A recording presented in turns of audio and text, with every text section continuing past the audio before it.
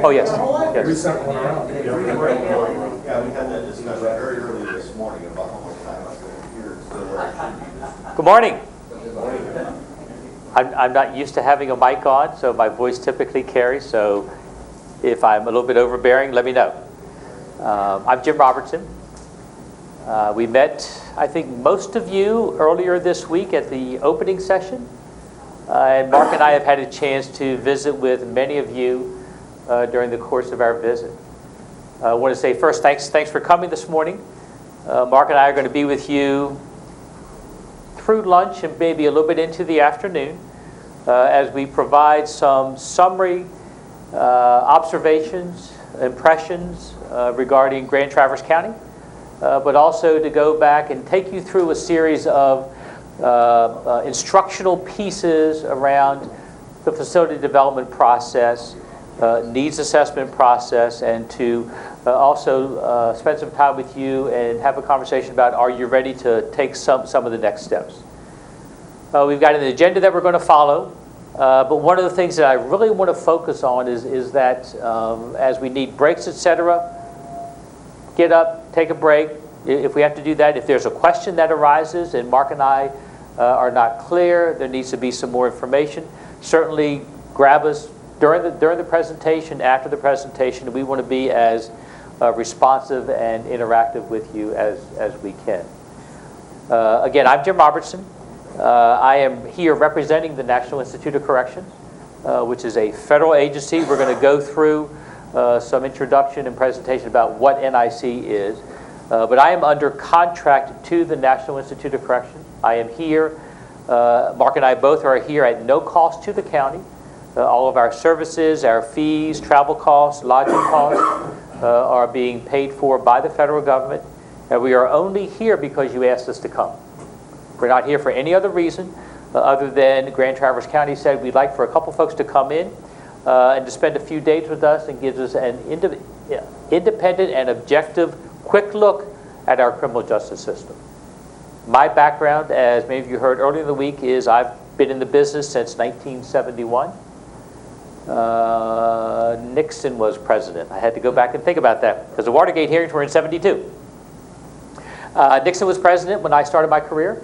And the reason for I mentioned that is that he was very instrumental in the Law Enforcement Assistance Administration and the development of the National Institute of Corrections that happened, and a lot of funding that came out of the federal government during that time. I've been in the business since 71, spent 16 years working in 2 counties outside of Washington, D.C., a couple years with the Justice Department, and 20 plus years as a private consultant doing work with counties all around the United States. Oh, you got to have a mic. Does this one work? I'm Mark Goldman, met most of you the other day too. Like Jim, I've been in and out of jail for over 40 years. Worked in the juvenile justice system the beginning of my career, then in the adult justice system, then went back to school in architecture and have been studying and planning justice facilities around the country since 1980. I've been involved in over $3 billion worth of jail and prison and court projects. Again, throughout the country, also work with a lot of communities on alternatives to incarceration, ways to minimize the number of beds that are built and help people change. Happy to be here. We've had a very productive 2 days prior to today. But please understand as we're going through the presentation that we've just been here for 2 days, and what we're going to be sharing are initial thoughts. There has not been enough study to come up with final conclusions, but Jim and I will both be sharing our observations, what we've seen and what we've understood. As an agenda for today, we're going to ask each of you to introduce yourselves. Oops. We're going to ask each of you to introduce yourselves, and then just answer a question. What's your role in the criminal justice system, and what brought you to today's meeting? So we want to do that. We'll go through the introductions. I'll spend a little bit of time and give an overview of the National Institute of Corrections. And then Mark's going to pick it up in discussing initial impressions and observations about the facility. I'm going to talk a little bit about initial observations and impressions about alternatives. We'll take another break, and then we'll go into an overview of the facility development process. That'll probably take us up to maybe 11 or so in the morning. Take another break, go through a conversation about needs assessment and what goes into conducting a detailed needs assessment as we go forward. Probably then use that opportunity to break for lunch, come back after lunch, spend some time and talk about readiness, answer a few questions, and then visit with you a bit about action planning and next steps for your county. So that's going to be our somewhat loose agenda for today, and we'll modify that as is best fitting for the audience and for your needs. So first, let's hear a little bit about who you are. We've met many of you during this week, but there's a sign-up sheet going around. But just start with Todd over here in the corner, since he's trying to avoid saying who he is. We're going to start with him first. Introduction, your role in the criminal justice system, a little bit about. Yeah, exactly. So, Todd. Todd Ritter, Administrative Sergeant at the jail. I guess my role is to help operate a safe, orderly jail. Can you use the microphone? Oh, Yeah, absolutely. We're going to need a microphone. Yep. okay.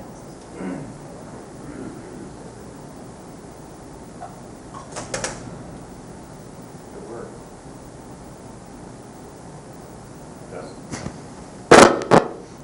There it goes. My name is Todd Ritter. I'm the Administrative Sergeant in the jail. My role in the criminal justice system is to help maintain and run a smooth, safe, orderly jail. Okay, good. Pass the mic. I'm Captain Bob Hall. I'm the jail administrator at the Grand Traverse County Jail. What brings me here is my concern for the number of usable beds that I have for the inmate population that I currently maintain.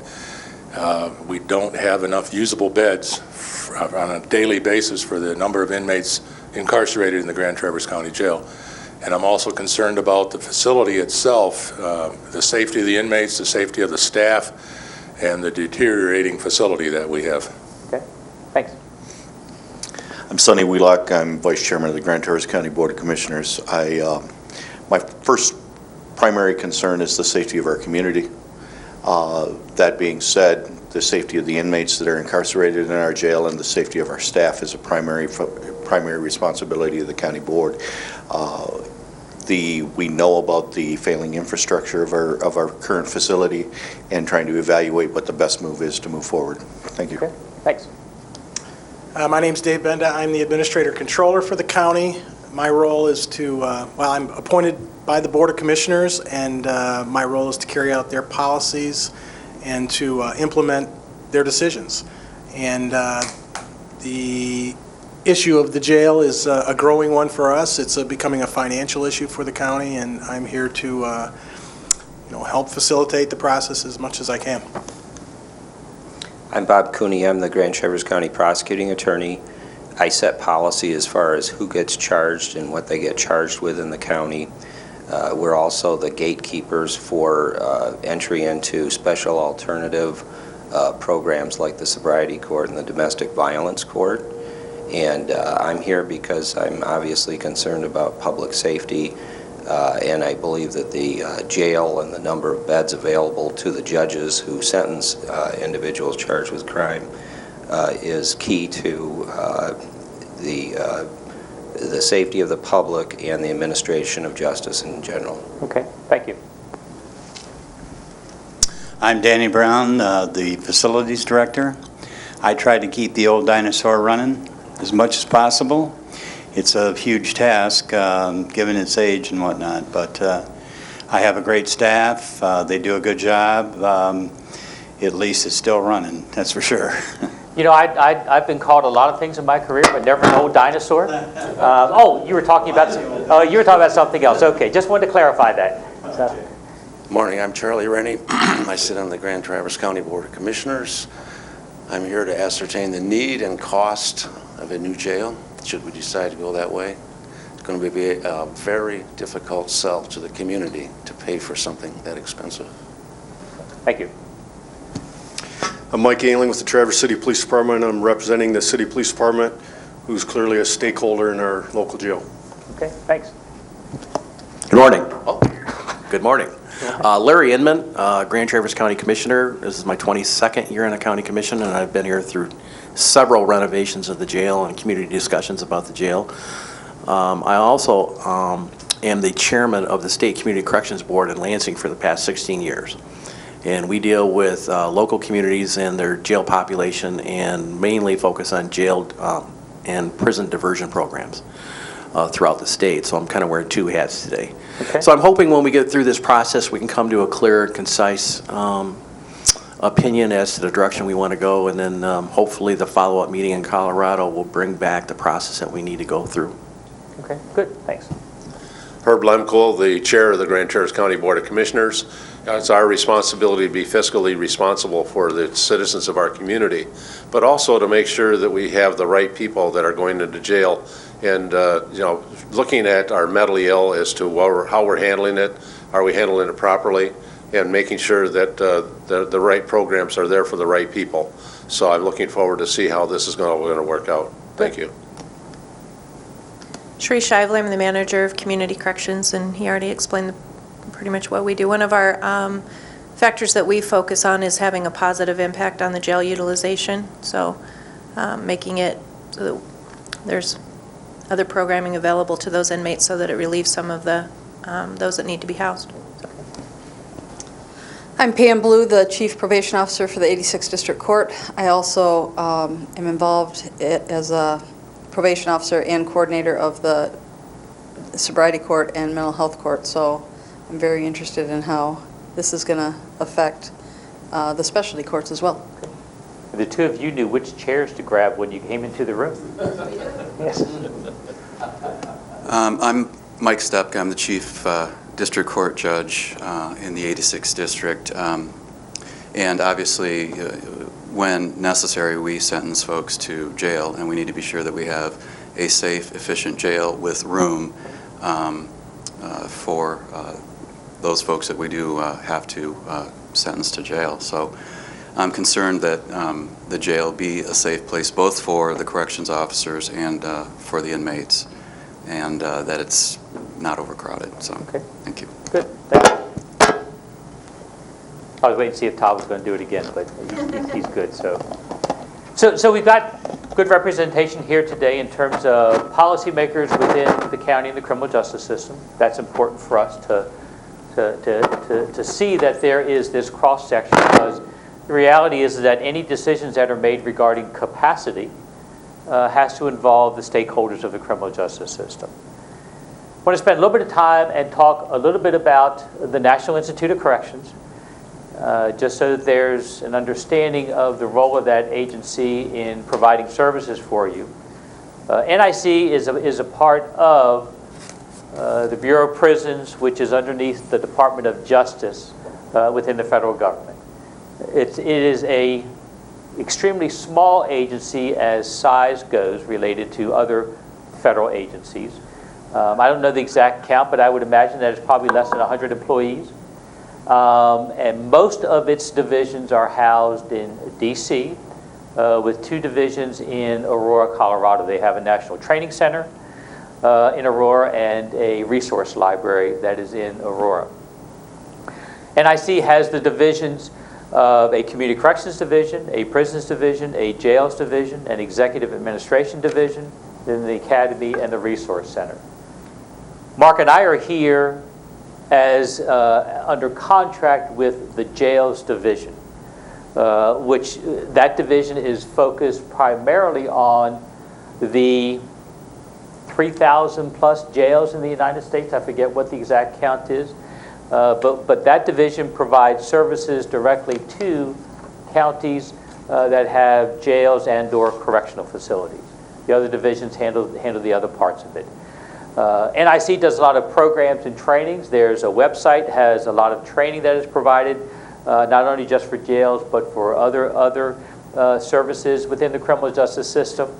And it also provides what is called technical assistance specific to individual jurisdictions. And Mark and I are here as a TA event, a technical assistance event. The sheriff authored a letter that was sent to NIC requesting this activity to occur. NIC reached back to the county, did a little bit of groundwork in terms of what your needs are, identified and selected Mark and I to come provide this service for you.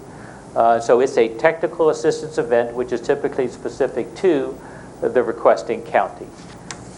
We have to provide a report as a part of our responsibilities for this, and typically that's coming out within 2 weeks to a month after we have been here. The report goes back to the requesting agency in electronic format, and it is the requesting agency's responsibility to disseminate that report as appropriate and to handle any information requests to gain access to the report. I don't think NIC does that as a FOIA request anymore, but they might. Anyway, the information center that is at NIC is an online information center. It has a wealth of documents that are there. You can do title searches, you can do specific requests, you can ask to talk to a resource person out there to answer your questions, but I would encourage you as you go forward with this process to continue to use NIC. We'll talk a little bit about the Pony program later on in the presentation that you're coming to in August on the 16th, I believe, 18th. When the program starts, I should know the date since I'm one of the instructors. I'll be there on the 16th. I'll be looking for you all. But it is in August, and there'll be a group of 4 of you that will come out to that program. Okay, that's NIC's pitch in terms of who they are, why they're here, and who Mark and I are. So a little bit about what we're doing here these days. NIC's been in business since 1981, roughly around that time. It came out of a conference that was held in Williamsburg, Virginia. NIC was formed as a result of the Attica prison riots. If any of you remember those, back in 69, I want to say is when they occurred, 69 or 70. And that prompted this national conversation about corrections and what's occurring in corrections across the United States. So NIC was formed. And the Jails Division has a number of specific components that it provides. It has a whole block of services called Facility Development and Planning. We are a piece of that block of activity that NIC provides. The Jail and Justice System Assessment has evolved over time. It used to be called Pony Phase 1. Then it was called a Local System Assessment. Now it's called a Jail and Justice System Assessment. It used to be longer than this, and it used to involve a lot more data collection and analysis. It was modified and changed over the last few years to be a little bit more specific to the jurisdictions. So really the role that Mark and I play during this visit is to come in and do a very quick overview of what's occurring in your county. Spend some time going through your facility, offering our observations and impressions of your facility. To spend some time talking to key policymakers who we've interviewed over the course of time, and then provide an opportunity today for us to get involved as local officials and talk a little bit about what we've seen and what we see as next steps for you. So that's where the JJSA is right now. It's got a number of goals. I'm not going to go through those right now. They're hard to see on the screen. They'll be in the presentation. All of our slides will be there, and we actually have, we should pass those handouts out. I forgot about that, Mark. The big packet of stuff, we have actual copies of the slides before we made some changes to them last night. So it's just a little bit of a way for you to take some notes, track what we're doing, and it talks about the goals. But the primary goal for today is, or for this event, is to really see where you are, see what opportunities there are for you to go forward, and just to give you a little bit of guidance as to what we see as next steps, just to help facilitate the process. Okay. As I said, we spent the better part of yesterday touring the facility, as well as conducting a few more interviews. We spent Tuesday a little bit of time with you in the morning, and then the bulk of Tuesday was more interviews, and then this morning we conducted our last interview. And so we've gained some impressions, some observations, not necessarily conclusions, because conclusions would require a lot more data analysis and collection, but we've got some preliminary thoughts about not only your building, but about use of alternatives and what you're doing. So we're going to break this up. Mark's an architect. He's going to take the facility side of the conversation, walk you through impressions and observations of your current building. Then I'm going to pick it up, and we're going to talk about alternatives and what I'm seeing with some of the data that's coming out of your system. We're going to talk a little bit about that. We'll go through that presentation if it's okay with you, and then we'll take our first formal break. Does that work?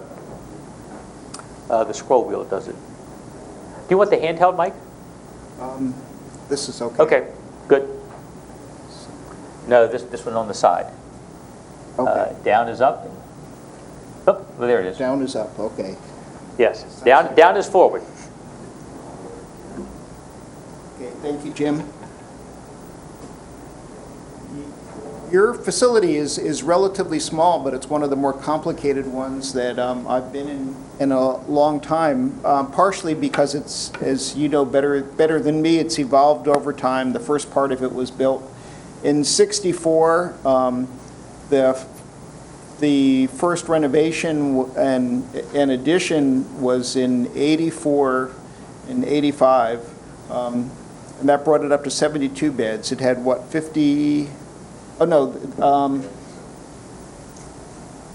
50-something beds to begin with, right? In '88, that's when the work release trailers were added. That added another 26 beds. And then the sheriff and law enforcement moved out in around 2004, and that part was renovated, adding about 39 beds.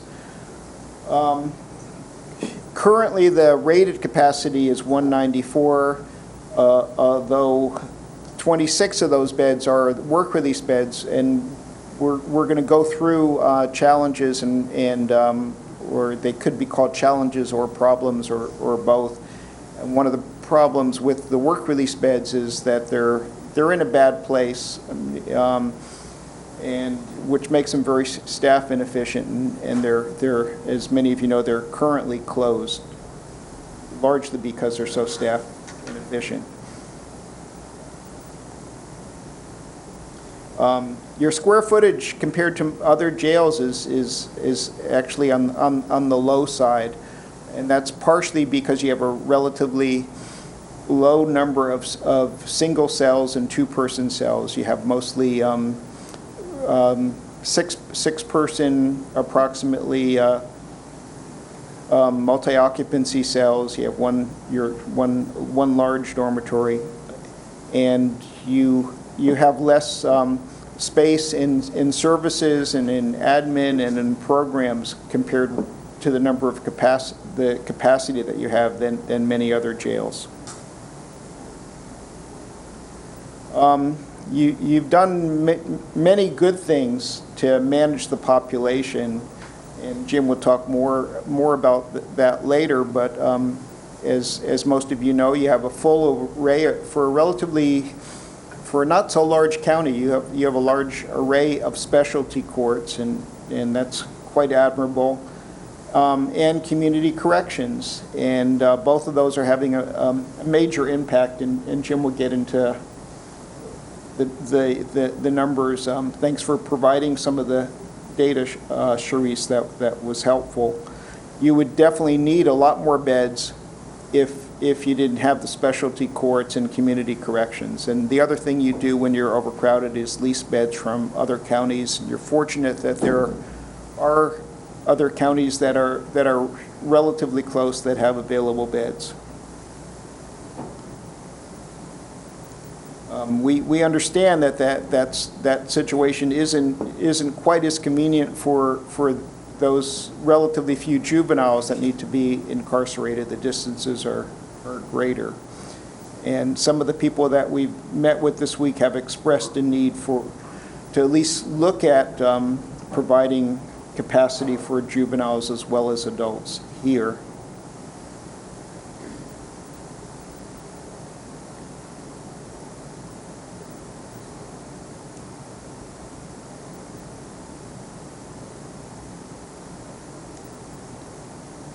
Pull it down. Oops. Sorry.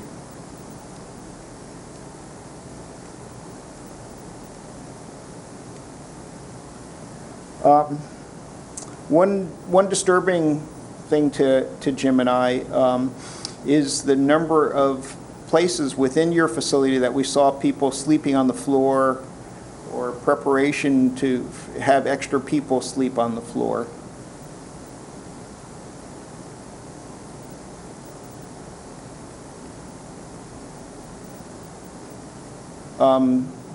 Including in the intake area. There's one room where we understand people are there for as much as 72 hours.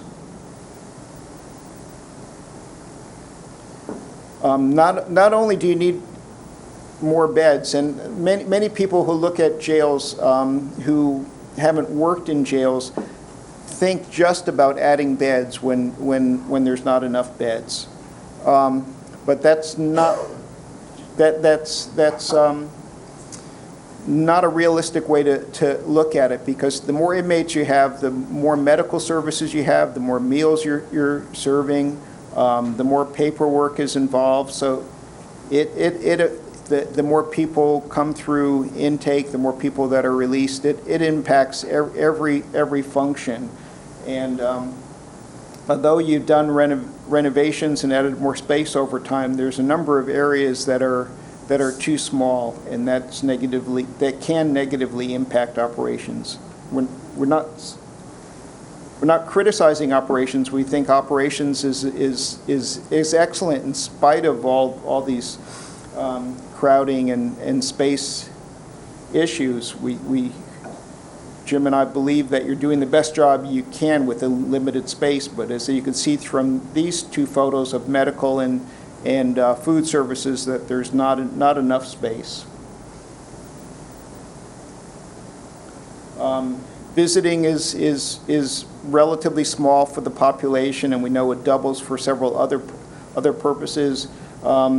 There's not enough interview areas. We've heard that sometimes there's people, like 15 people waiting in the small lobby to be able to interview inmates. There's too few opportunities, and most of your program space is in the basement, which is poorly located. New jails have program space either in or adjacent to the housing units, and that way those program spaces are used a lot more. If it's difficult to or if it creates safety and security problems to move inmates a distance to program areas, they tend to be used a lot less. The intake area is another one that has been expanded, but it still has problems. You can see into a few of the holding cells, but not into all of them, or you can, but you have to move around a lot. Ideally, there should be, from the booking station, you should be able to see into all the holding cells, because it's a very stressful time for inmates. And a lot of them can come in on drugs or alcohol, may have some health issues, mental health issues. A lot of them are unknown. The numbers, you can't really control the numbers coming in, so it's an area that can get quite crowded. And it definitely needs more space and a different configuration than you have now. The Sally Port was supposedly designed for 2 vehicles, but it's one would have to be behind the other, and it really is too small for 2. Plus, even if it was longer, one would block the other one. So newer Sally Ports have vehicles next to each other rather than behind each other.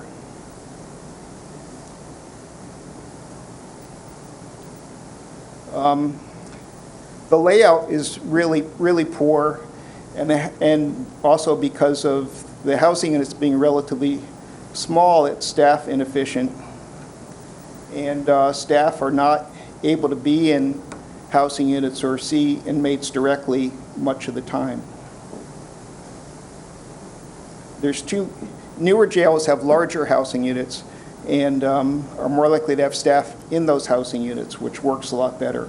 All the research supports that direct supervision works better than linear indirect supervision for staff and for inmates.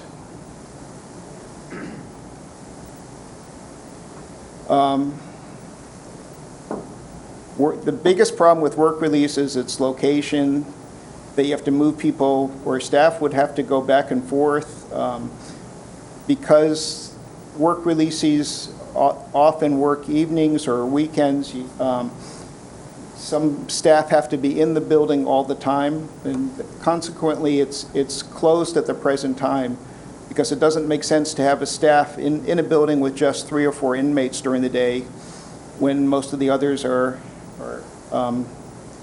somewhere else. It's also, a temporary building. It wasn't intended as a permanent building, and in the long run, you need a better space for work release. That's attached. That's part of the jail to be more efficient.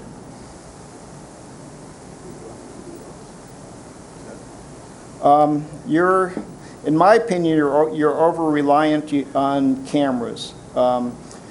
You have lots of cameras, and you need them. We understand why they were added, but they don't work as well as people observing inmates. You have lots of blind spots throughout, and again, you put them in good places. We're not criticizing you doing the best you can once again by putting cameras throughout the facility. It's just unfortunate that you need so many when direct observation by staff works better than cameras. Especially with your control room staff also answering the phone and watching lots of cameras at the same time. As good as they are and as well trained as they are, they may not see everything that they need to see.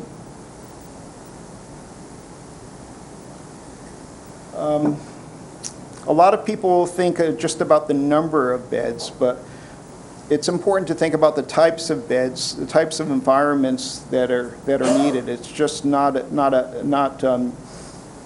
having enough beds, and that's of course one of the reasons too why we justice consultants and the National Institute of Corrections recommend that you have more beds than your average population, and that's in order to be able to house people by their classification category, and also to be able to deal with peak populations, because again, you don't have that much control of how many people are in the jail, even with release mechanisms.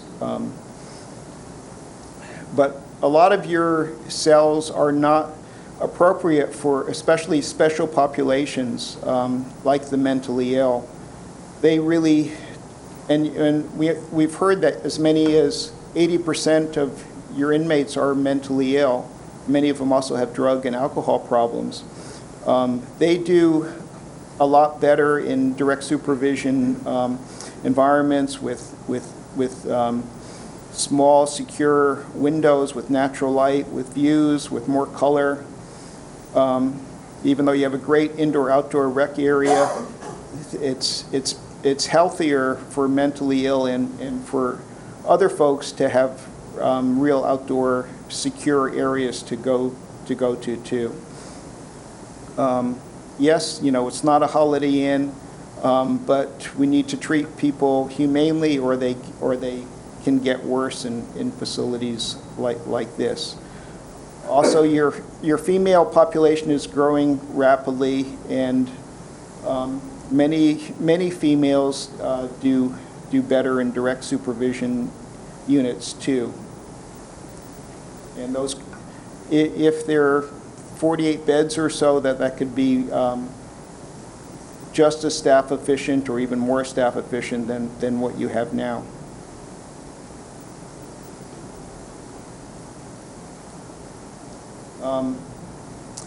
Another problem, and I'm glad that the maintenance manager or facility manager is here.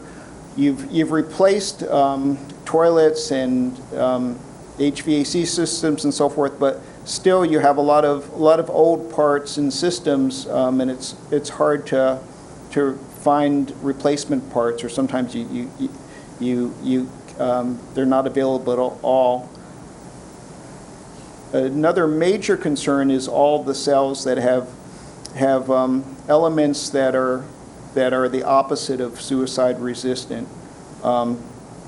It's good that you have all the cameras and that you've had relatively few suicides, but there's many opportunities in virtually all parts, all of the housing units, for inmates if they want to hang themselves to do that.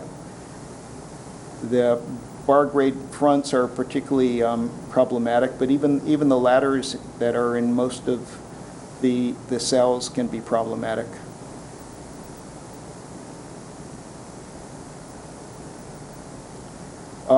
There are a lot of positive features about the facility.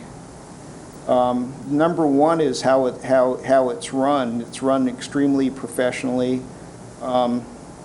It's very clean. It certainly doesn't look, even the parts that were built in '64 look like the materials and finishes look like they're almost brand new. It's very clean, very well maintained.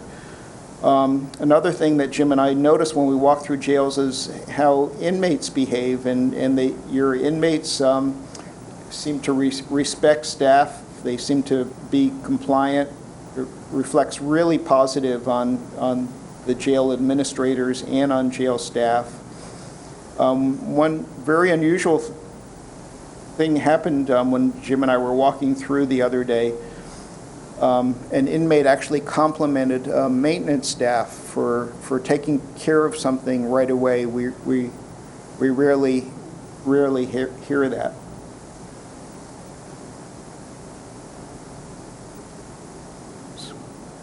No.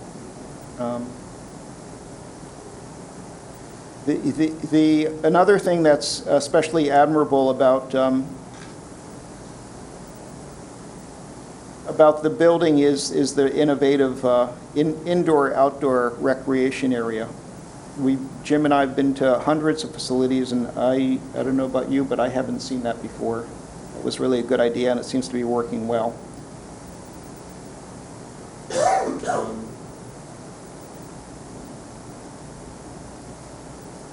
The renovation that was done around 2004, 2005 was really good, considering it's very challenging to renovate within basically what was offices before, where law enforcement was. The dorm and the two-level cell unit are really follow a lot of really good design principles. So that's a real positive about your building. Also, we understand that, and from what we can see, you meet all of Michigan and American Correctional Association standards for design. I'm going to turn it back to Jim to talk about alternatives, different ways that you're keeping your population down. Thanks, Mark. So, Mark's taking you through kind of a quick armchair tour of your facility. A lot of you live it every day, have seen it every day, or have seen it before. The summary is you've really made good use of that building over time. We don't know yet if it's time to move away out of that building, and we certainly don't have any idea of what the cost implications are. But we also know that this community views the jail as a piece of the sanctioning process within the criminal justice system, not as the only sanction. That's a tremendous positive statement. You've done work on this project before through your earlier studies and your earlier evaluations, and you've taken time to begin to capture some of the other ways of managing behavior, while still maintaining public risk. And so the question as you go forward is, have we done everything? But we don't know if you've done everything, but let's try and summarize some of the things that you've done and then do a quick snapshot of where maybe you've been having some impact on the jail population. Through our interviews, we heard repeatedly that you have a number of specialty courts in place. We didn't collect data or analyze data about the impact of those courts, but we heard repeatedly that you have a number of specialty courts that is returning individuals to the community better than when they first came to the jail and helping maintain public risk. There's a cost associated with those courts in terms of staff and resources, but we heard of 3 courts, and we also heard, and I'm going to ask the question, I don't know if Veterans Court is in place or is being considered. It's in place, but we have a very small number. Okay, so it's there, maybe not as effective as it could be yet. Okay, so maybe distributed into the other courts, but you've got 4 specialty courts right now: a sobriety court, a mental health court, domestic violence court, and a veterans court, as we heard through our interviews. Very positive that you have those specialty courts in place. I don't know of other jurisdictions typically that we work with that have that many. Oftentimes we'll see a drug court or a sobriety court and none of the other courts, or a mental health court and not the others. So you've got 4. That's a real positive. You also have community corrections and other forms of alternative programs, probation, but we focused on community corrections as to try and get a sense of what impact is that having in your community. And so we asked for a snapshot of information, real information based on yesterday at 7:30 a.m. or whatever the time was. It was early in the morning. We asked for a snapshot of information of just what's occurring in community corrections. This is what came back to us, that you had 13 in residential treatment, 10 in a transitional housing activity, 16 on telephone tether with house arrest, another 3 on GPS tether, 2 on a GPS tether for felony inmates, and 46 on community service. That was yesterday's snapshot. We then took it a step further, and we'll see that later on, in terms of what impact did those types of programs have last year, 2013. So we had that information about your jurisdiction. Then we collected some others. We did another snapshot on May 7th, I believe it was. Captain Hall provided this information, just to kind of get a sense of what's occurring in Grand Traverse County. On that day, you had 131 males, 37 females. So that's 168 in custody, if I do the math right. So 168 that day. Rated number of beds available. Is that rated capacity? 94? 194? We're going to talk a little bit about rated operational capacity. Rated capacity of 194. So the math on that day says we had 26 beds available. That number includes work release. Conversation Mark just had about the utilization of that space. You all know the utilization of that space and the difficulty. So that 26 is misleading in terms of how the building is being operated and the beds that are available. On that day, you had 17 folks in another jurisdiction. You weren't housing anybody here for another jurisdiction. Just a snapshot in time to demonstrate what's occurring just in terms of beds that are available on that day. So we had the community corrections snapshot. We got the jail snapshot. So I spent some time last night, put together a couple of charts that help to try and demonstrate a broader picture of what's been occurring. So we did a 10-year window. And you'll see 2013 A and B down there. One number includes work release, one number doesn't. So I took the liberty to pull work release out of there and says, what does that mean if those beds aren't there? If that affects our rated capacity. So if you look down the left-hand column, it's the year. The rated capacity, you'll see 194 all the way down till 2013 B when it goes to 168. Did I do the math right? Then you'll see the average daily population provided from within the criminal justice system through Captain Hall. I grabbed that number, plugged it in, and then I took the liberty to say, okay, what does that mean in terms of operating the building? What is our number over our rated capacity?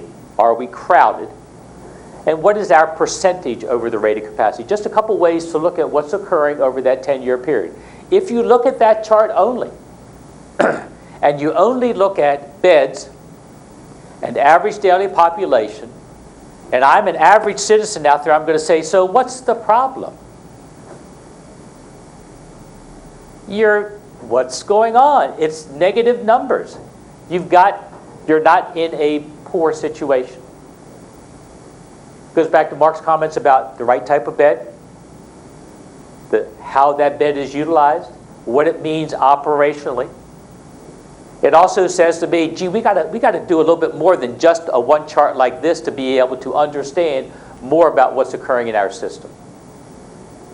Maybe it's a nice visual, but gee, it really doesn't answer a lot of questions. So I took it a step further. Took a little liberty with your numbers, and I said, okay, I started my career as a correctional officer. I know working in the institution that if every bed is full, it makes my life hard.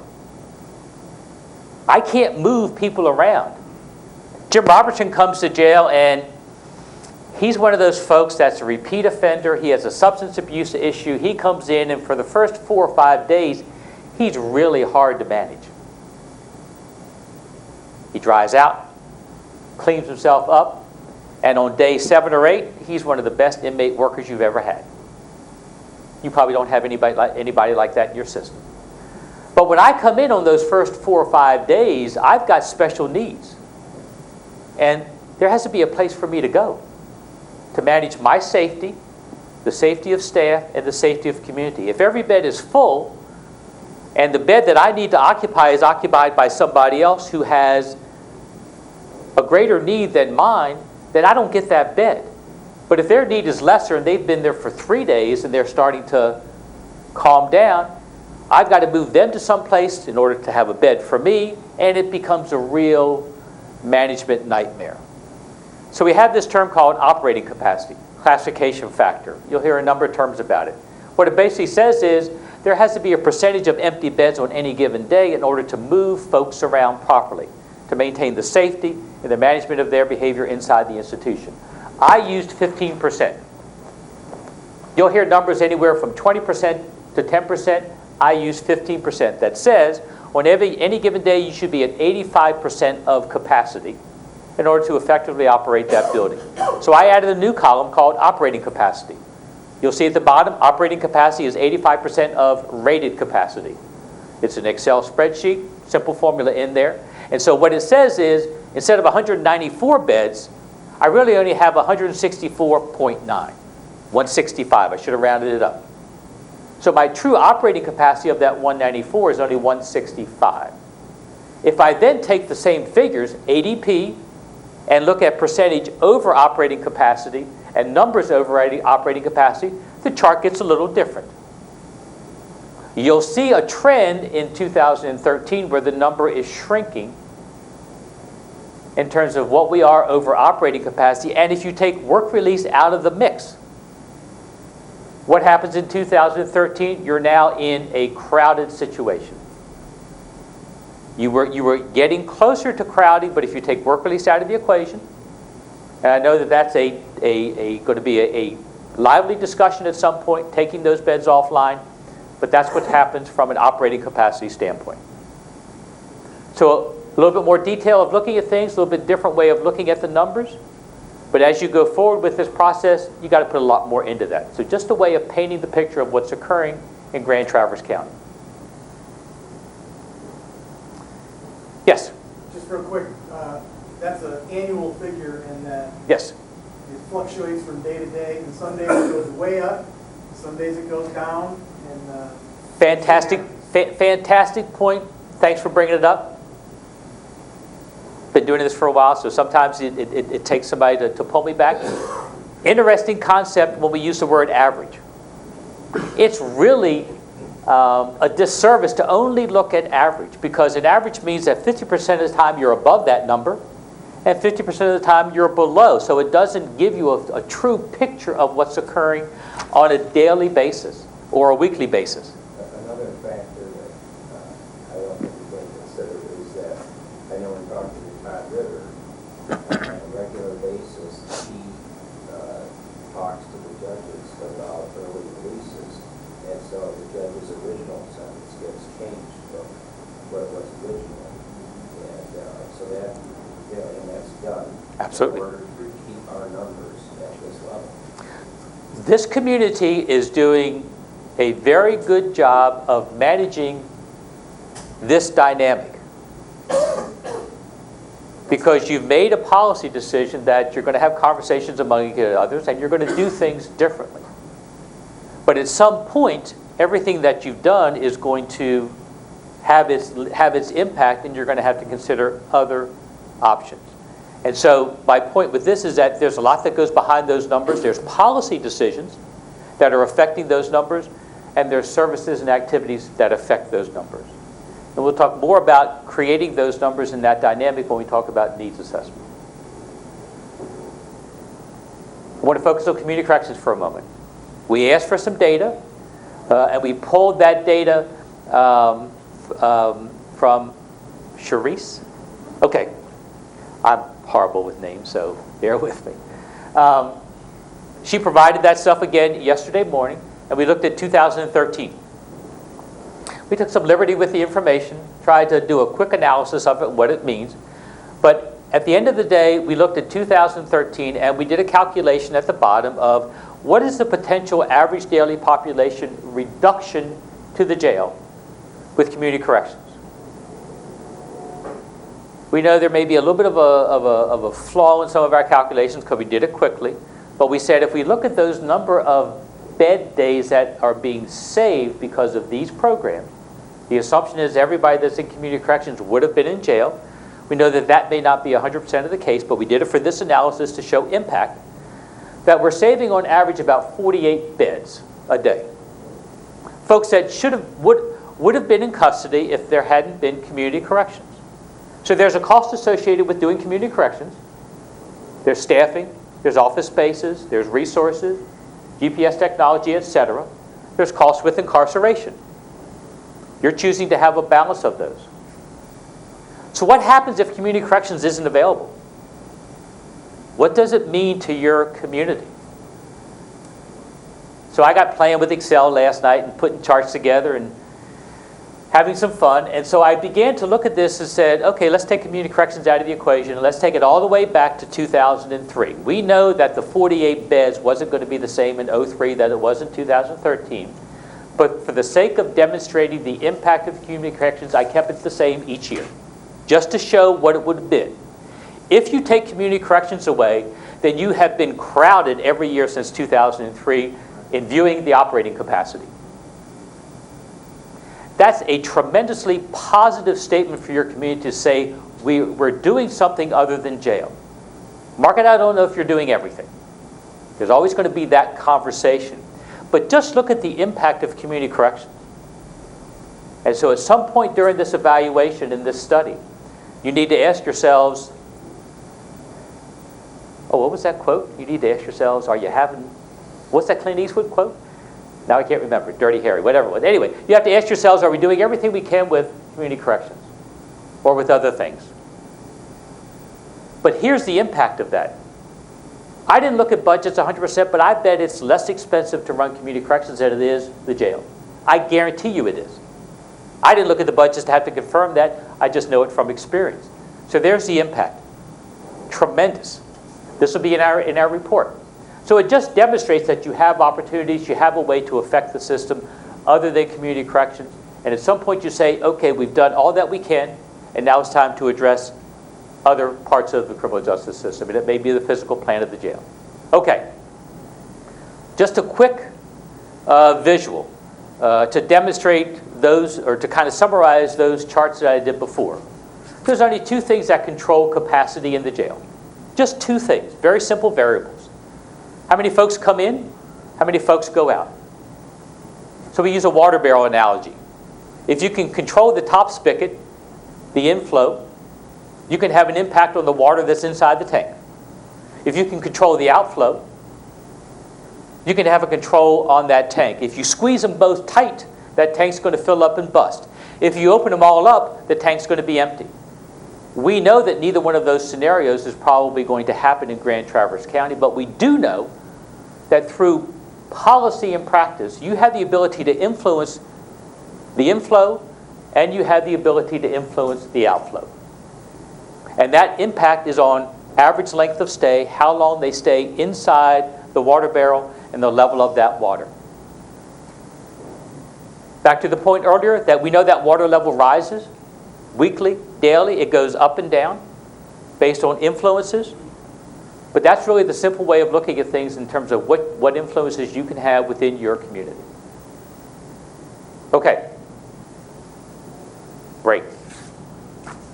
Been at it for an hour. Let's take 5 or 10 minutes. Take 5 minutes, phone calls, break, etc. We'll come back. We're going to go through a couple of lectures, hopefully interactive enough that we don't fall asleep, but we're going to go through a couple of lectures, come back. We'll probably do another break between here and lunchtime. Coffee, snacks, water, restrooms. Done.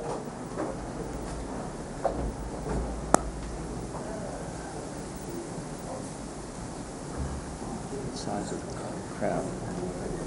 Trying.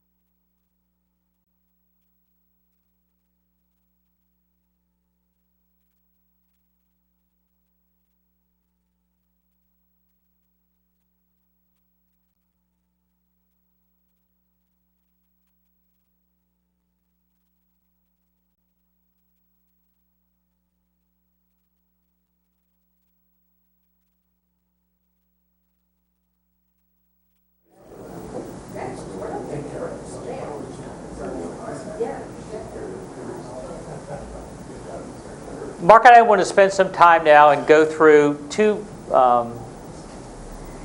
lectures, pieces of information that are hopefully going to provide you a sense of direction as you go forward. We're convinced that the county is committed to taking the proper steps to help define your future. We've heard that through every policymaker that we chatted with. We've seen it in some of the reports and the documentation that you've presented. So you're not afraid of the planning process. You actually embrace it, understand its importance and its value. So let's spend some time and discuss what we see as the steps that you're going to need to go through, moving from today, which is, gee, we think we need to do something, all the way through defining the problem and implementing a solution. I don't know what's doing, as if it's me or... Okay. Not used to the mics. So, let's talk about the facility development process. NIC has authored a number of publications, put together a flow chart, which will be part of the report, that demonstrates the steps or the phases that typically a community goes through when planning for new facilities. It's called the facility development process, but it's not just about buildings. It's about policy and process. And we'll talk about that as we go through the presentation. Captain Hall's received a number of publications. When the group comes out to Colorado, there'll be more publications that you'll have access to, as well as ones that are throughout from the Information Center. But when you come to Colorado, you're going to focus on phases 1 through 4 of this process in a lot more detail than we're going to go through today. Mark and I want to take you through what these phases are. Typically, there's 9 phases, and it goes from where we are today, like, gee, we think we need to do something, all the way through what's called post-occupancy. We've now opened up the building, and we're evaluating, or opened up the process. We've done something, and we're now evaluating the effectiveness of that solution. There's a phase called project recognition, another phase called needs assessment, master planning. There's another phase called facility program development, and then a phase called project definition and implementation. Those 4 phases occur typically before you ever start the design process. You may have some concepts that are developed, but you haven't formally hired the architect and started the design process. Then you go through a series of design phases, a series of bidding and negotiation phases, a construction phase or implementation phase if it's alternative services. You occupy, and then you do the post-occupancy evaluation. That's typically the 9 phases you go through. There's a lot that goes into each one of those phases. We're going to talk about them in a little bit of detail as we go forward. There's a flow chart that we've put together. There's a couple of publications that are companions to that just help you understand more detail this process. If we look at that first phase, project recognition, there's a part of it that is defining the problem. We've seen symptoms of the problem right now in terms of crowding, bed capacity, but I'm not so sure that the county, I don't think that I do, fully understand what is the problem.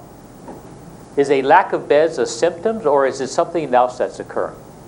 And so the county has to spend some time and really get into defining that problem. What also occurs in that first phase, that project recognition phase, is that you begin to look at your current buildings. You assess your resources, and your liability. That was part of what Mark and I did yesterday. We think your building has limitations. It's phenomenal that you have continued to use that building since 1964 in the capacity as a correctional facility by modifying it, making adjustments. I mean, it was, number one, to see terrazzo floor was phenomenal. But the cleanliness of that building, the ability of it to still be maintained in that fashion, was phenomenal. I had a boss that said once that a clean jail is not necessarily a well-run jail, but every well-run jail is clean. And that's true. So there's pride in that facility, not only from the correctional staff, but from the county as a whole to maintain that building. But at some point, everything reaches the end of its useful life, partly because of the infrastructure that is there. We know that the security system is different than it was in 1964. However, some of the big paracentric keys are probably the same as they were in 1964. Some of the locks in the old cell block areas with the cranks are probably the same. And I don't know if we asked the question, but I bet getting replacement parts is tough if they have them. They don't exist, so you have to fabricate something. So there's a cost associated with that. So part of this early process is to just take a pretty in-depth look at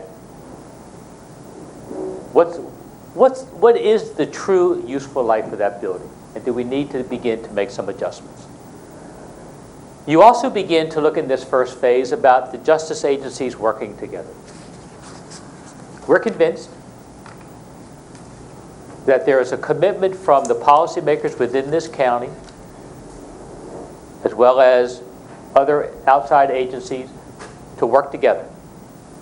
We didn't hear anybody say that they weren't willing to work together. That doesn't mean that you all agree with each other. Doesn't mean that at all. But there's a willingness to come to the table and to tackle this issue. That's a real positive. We've been in other communities where it's not necessarily the case.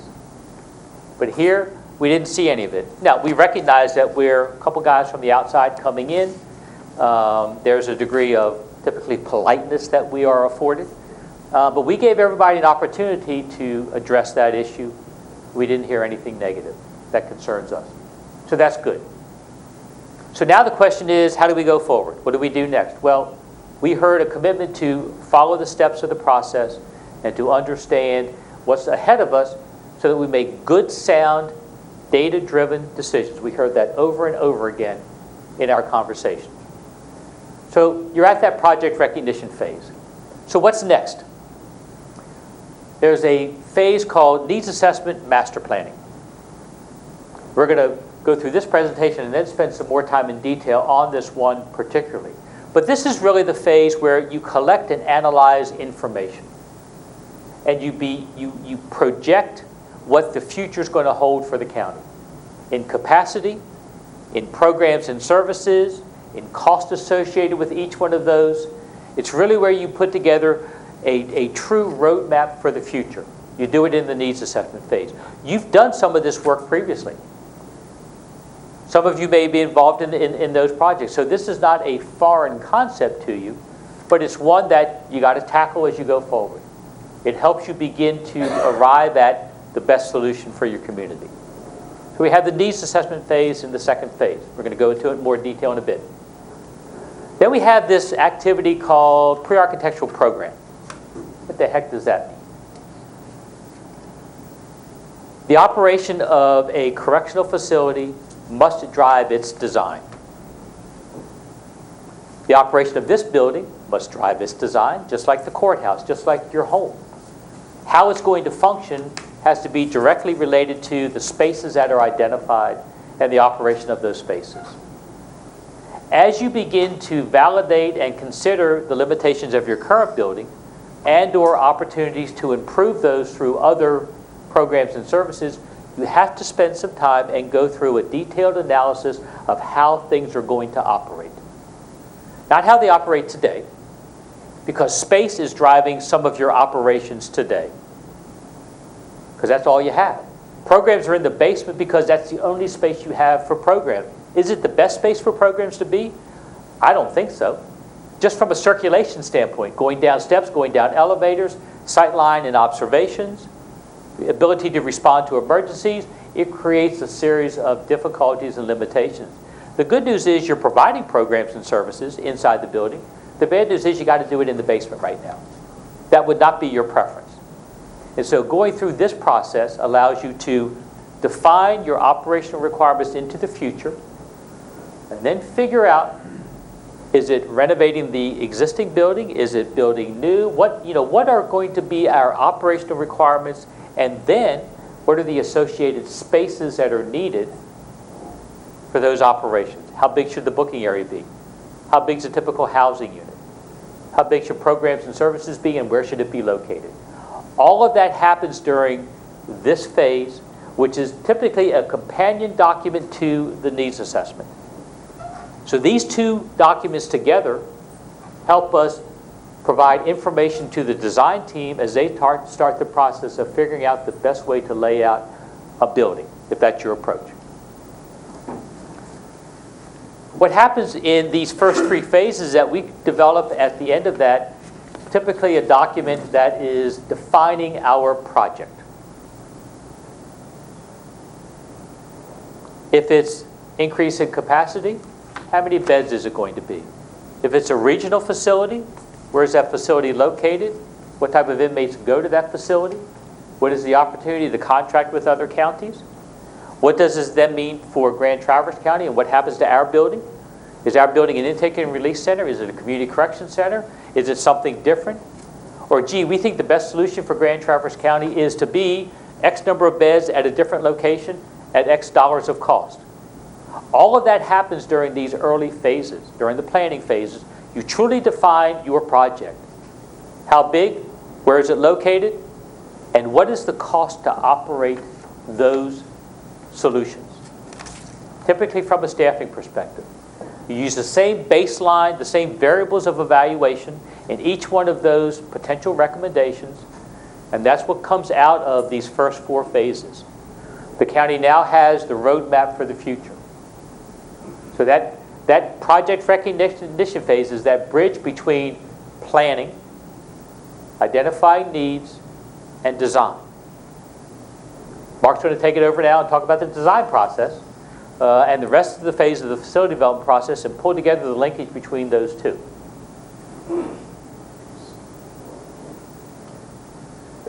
Ideally, the design process overlaps with the planning process. Because there's still a lot of big decisions. Most of the major decisions are made, as Jim described, during the needs assessment process and the operational and architectural programming.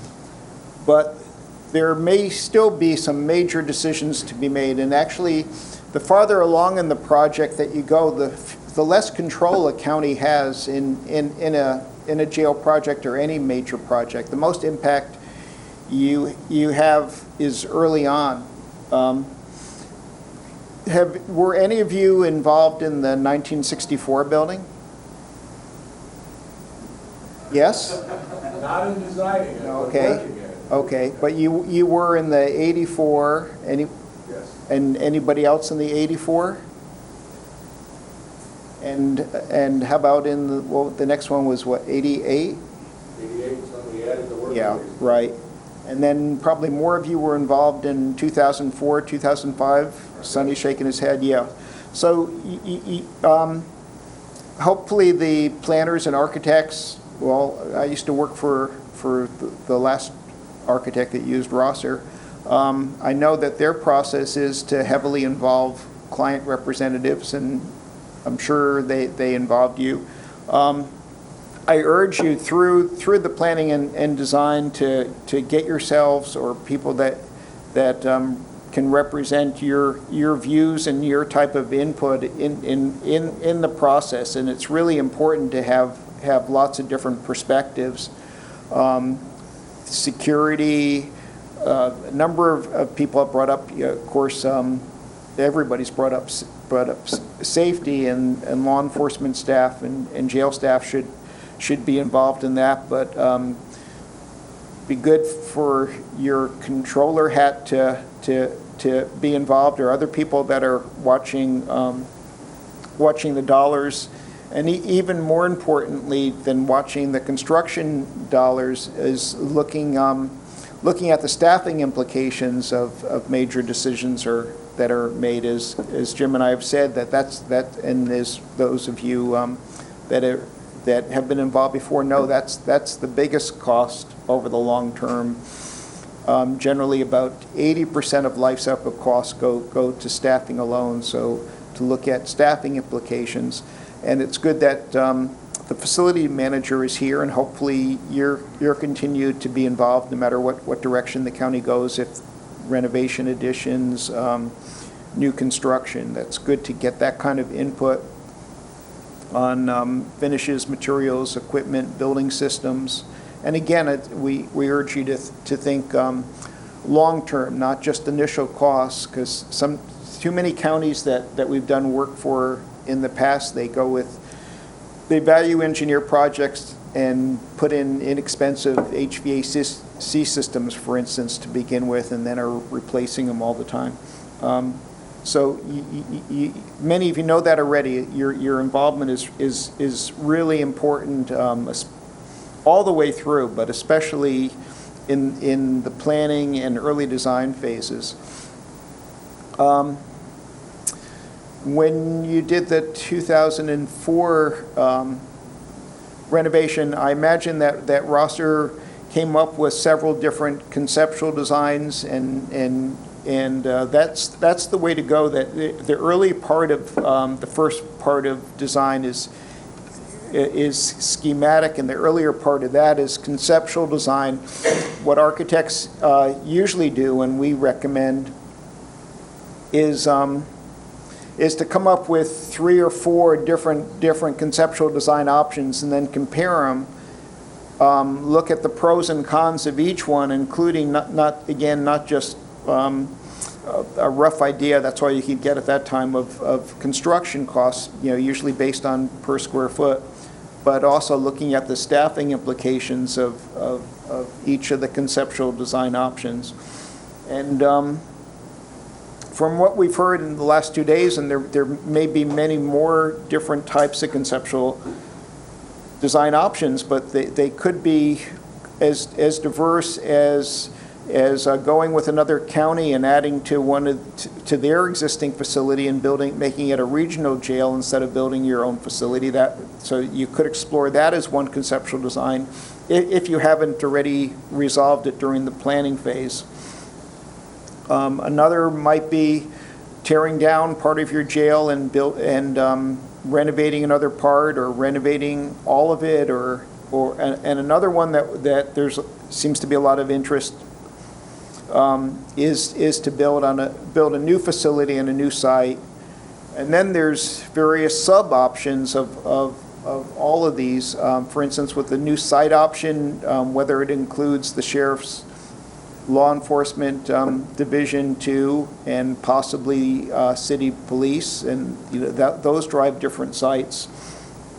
So all these early phases really need to overlap with site selection, because that of course will have a major impact on your conceptual design. If you have 10 or 15 or more acres, you could obviously build a lower facility if a decision's made to stay in or near your current location. Then that might need to be 3 or 4 or maybe even more levels, again depending upon what goes in it, how many beds, what other elements go in it, like sheriff's offices.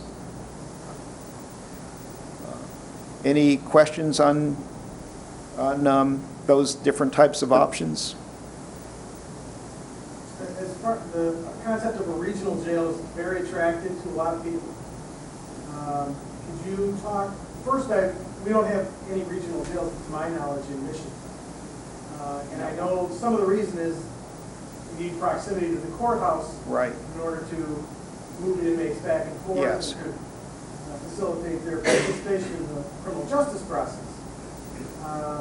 But sentenced individuals can be warehoused off-site, usually at a great distance. Could you give us some idea of how that might be done in other counties? Okay. There's several sub-options to every option. You could have a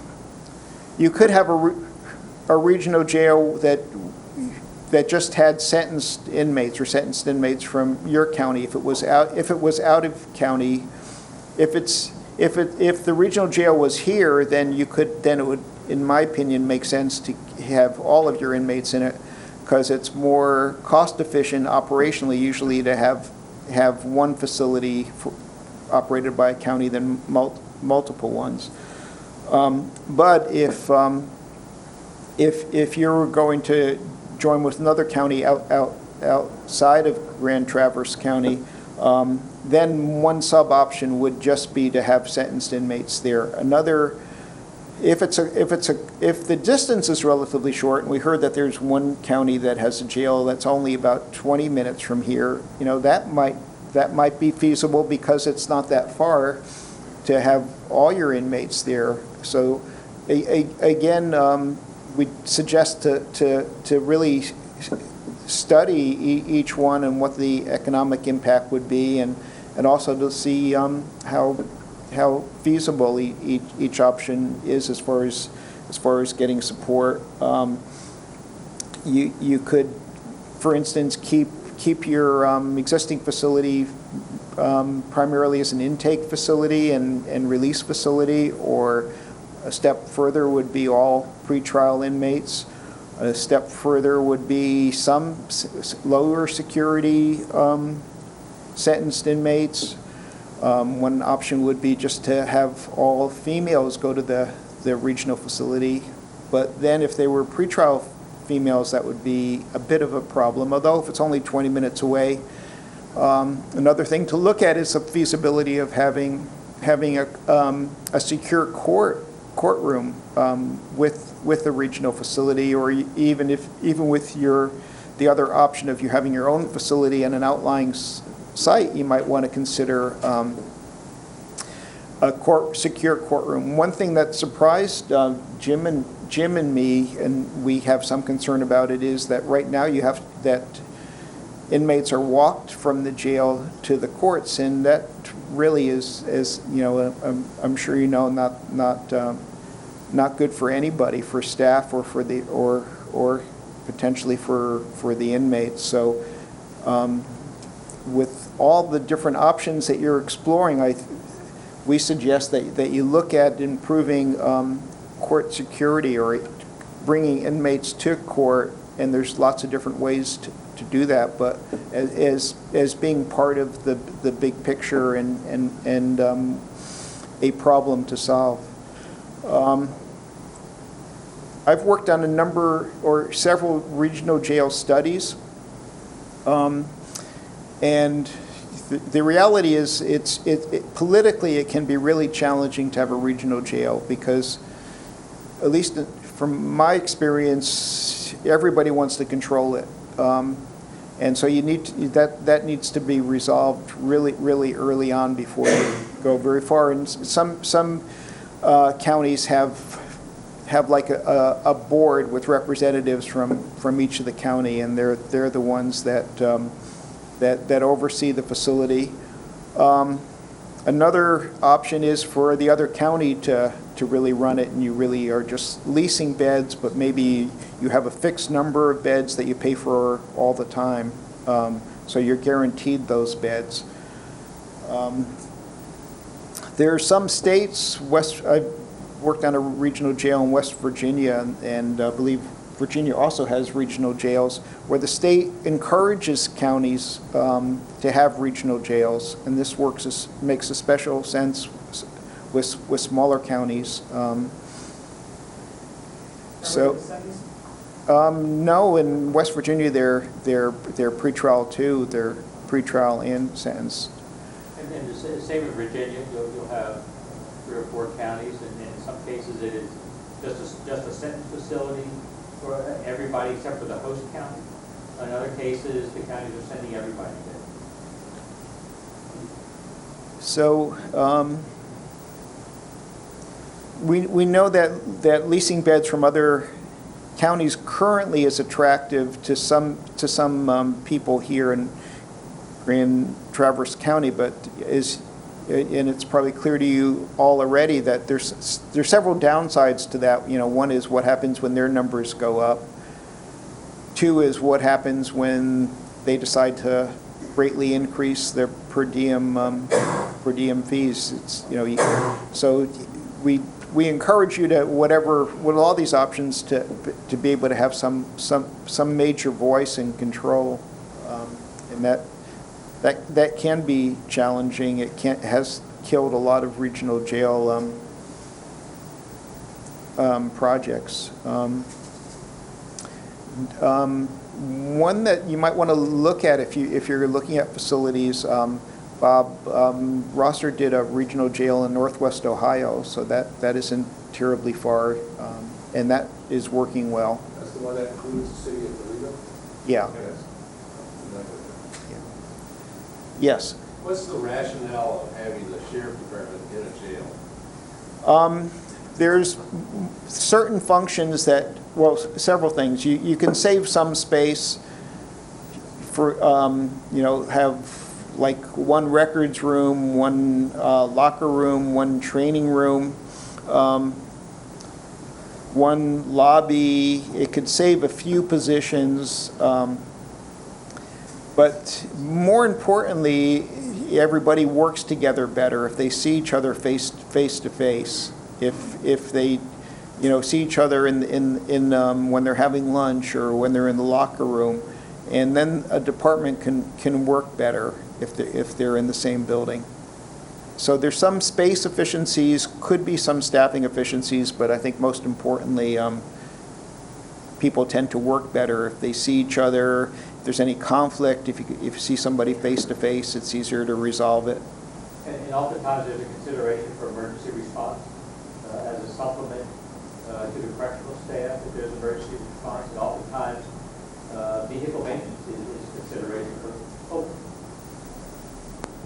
Oftentimes there's a consideration for emergency response for supplementing the correctional staff if the facility is co-located, and also there's a consideration for vehicle maintenance and having some of those support functions, as Mark indicated, co-located. So there's some efficiency and economy of scale from that. Well, we have a great relationship with our city county. Yep. So if you put a jail outside the county, then you lose that city-county link.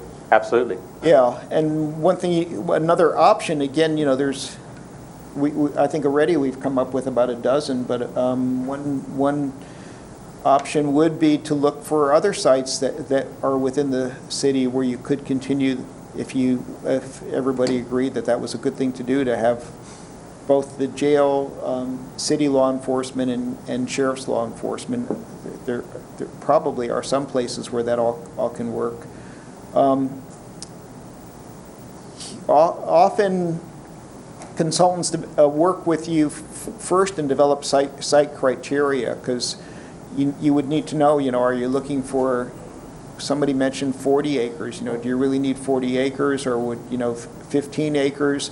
But all these things so overlap with each other.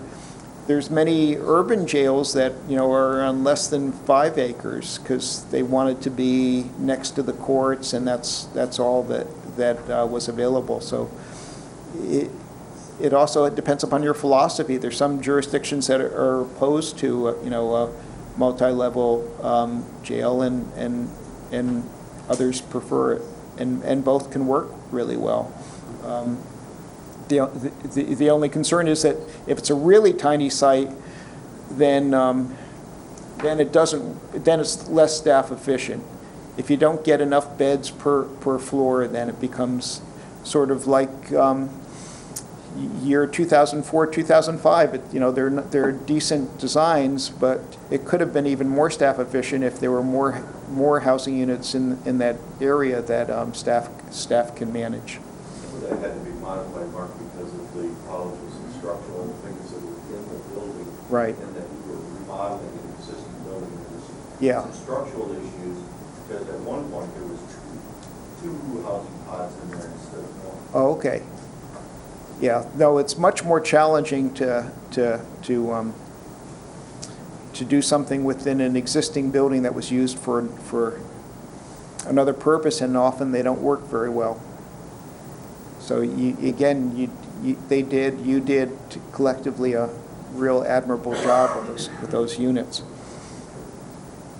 So after the earlier part of conceptual design, developing several conceptual design options and analyzing them and selecting one that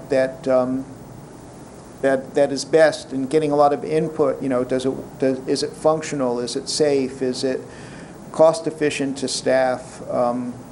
Whole lot of other criteria.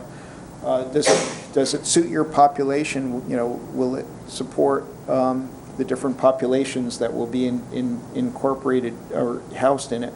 Then you pick one of those options and develop then the schematic design, which is basically a floor plan and an elevation and a section. And again, it's very important to have a lot of involvement in that to make sure it works. It's largely based on what Jim was talking about, the operational and architectural program, which will indicate all the spaces that are needed, the sizes of them, the adjacencies, and at the same time, a staffing plan should be, or initial staffing plan. It might be hard to do to look at the layout and see, oh, you know, this is where I would put a staff, or this staff can do this function and that function from this area. One lesson learned that I've seen too many times, though, is sometimes people look at plans and think that staff can handle more than they really can. You know, I've been in too many housing units where the team had thought that the staff could look behind them and look ahead of them, you know, and on both sides at the same time. And of course, that's not feasible. So it needs to be realistic, and at the same time should consider what their job descriptions would be and shifts and so forth. So the schematic design usually is tweaked numerous times to make sure that all the adjacencies work and that the spaces are right. And also should even start thinking about the ambiance. You know, there's a lot of research that supports the value of natural light, for instance. So, you know, looking at what areas get natural light. If the footprint is too fat, that can limit natural light. Those sorts of things should be looked at starting with the schematic design. What kind of image do you want the building to convey to the community? You know, some obvious ones: safety and security. Several people have said to us in the last 2 days, you know, we don't want a Holiday Inn. So at the same, and part of it that will depend upon location. If a facility is downtown or in an area adjacent to downtown, then usually there's a desire for it to not look like the other buildings, but to blend in with the other buildings that are in that area. If it's more rural, then it may not matter as much how it looks. Although again, we encourage you to not. Are you all familiar with the term value engineering? It basically means looking at a design and trying to figure out how to make it cheaper. And you know, every building should go through that process. We've just seen too many buildings that have been overvalued engineered and are too cheap and don't hold up, and it can cost the community more in the long run. But the other thing is, if you want to continue to attract and keep good staff and a more pleasant environment, can definitely help do that. If they have a decent, we were in what was the original break room in the jail, and it was more the size of a toilet. Instead, having a nice break room with a window. A lot of jails now have patios, so it gets some fresh air. It's not. It helps it helps the staff's physical health and mental health, just like it helps the inmates too. So those kinds of things can make a big difference. Having a decent training room, good acoustics, all those things can help you keep and attract good staff. There's studies that show that with direct supervision, staff take fewer sick days and staff turnover is lower. And staff turnover can, as you know, can be hugely expensive. So I know sometimes some people complain about too many amenities for staff, but a lot of those are required, and others will help you keep and attract good staff.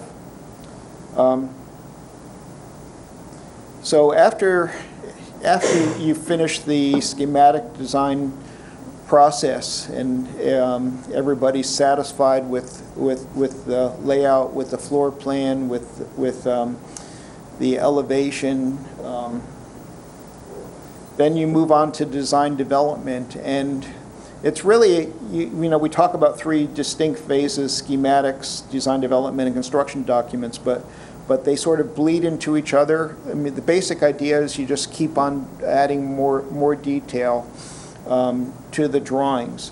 And with design development, though, is a big step in that it's not just that architects do the drawings, it's civil engineers, structural engineers, mechanical engineers, electrical engineers, electronics, security electronics. You start thinking about all the building systems that go in and start indicating where they go and what they are, and start making a lot of decisions on building systems and types of glazing in different places, and where do you have porcelain toilets and where do you have stainless steel toilets, and what kind of locks on doors. So it's a much bigger team effort. It's a lot of refinement, and again, a lot of your input is needed. Construction documents is basically continuing to detail even further, but and from its name, it's probably obvious. It shows the contractors exactly how things come together. It's very, very detailed. And that whole process usually takes up to a year, sometimes more.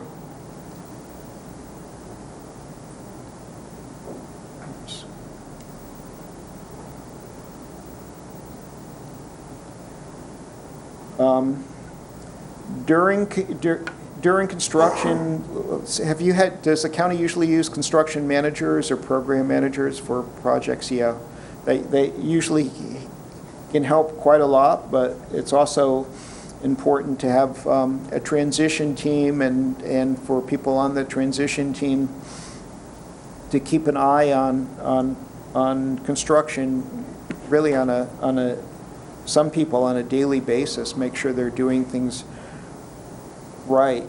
And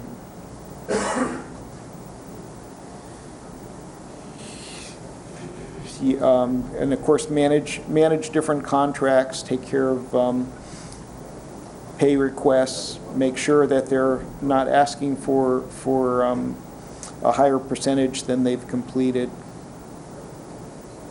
And that often takes a year to 2 years to build, depending upon whether it involves renovation. If you do renovation and expansion of your current facility, that could add more time. One of the big challenges, of course, is you'd have to keep the facility open while you're renovating and expanding it, and make sure that contraband, it was a huge problem in renovation projects, make sure, have ways that nails and other items that could become weapons don't get in the building. But also, like, for instance, if you were building or expanding the kitchen, to make sure you have a way to continue to provide food service throughout the whole process. It can be much more complicated and challenging to manage. Throughout design and construction, we've hit on some parts of it. There really needs to be a transition team and a transition process. You need, for instance, to have people that are looking at different types of furniture and equipment and ordering them on time to be installed. You usually would be fine-tuning or revising job descriptions. For instance, if you go to direct supervision or partially direct supervision and you haven't had that before, then you would tweak job descriptions. And it's also, you would, if it means more staff, and almost all the time it does, start recruiting staff and training staff and having them work in the existing facility before the new facility or expanded facility is built. Other things that the program manager, construction manager can help with are warranties and punch lists, where you all should be involved, or a team, the transition team should be involved in punch lists, basically walking through, making lists of what the contractor needs to complete.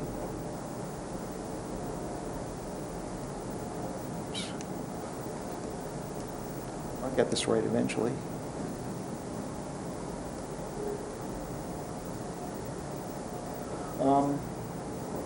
So yeah, this is phase 8, occupancy and operation, but again, it really starts much sooner in order to make sure you get the furnishings, have the staff in place and so forth before you move in.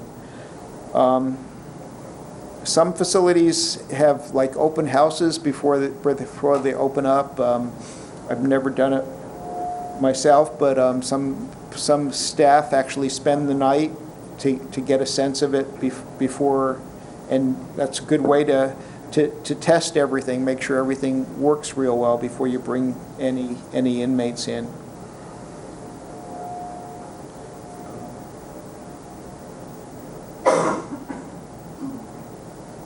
Break.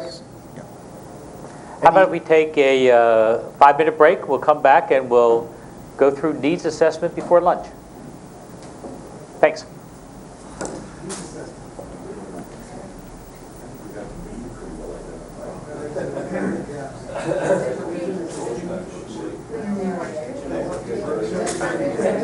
Oh, yeah, yeah. Oh, it did say that.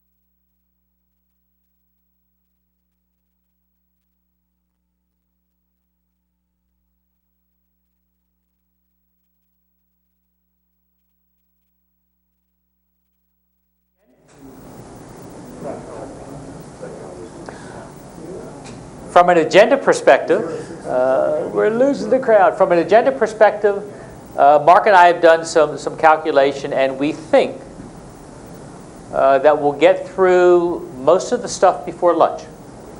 And then we'll break for lunch, have some private lunch, and then come back and do a short thing this afternoon.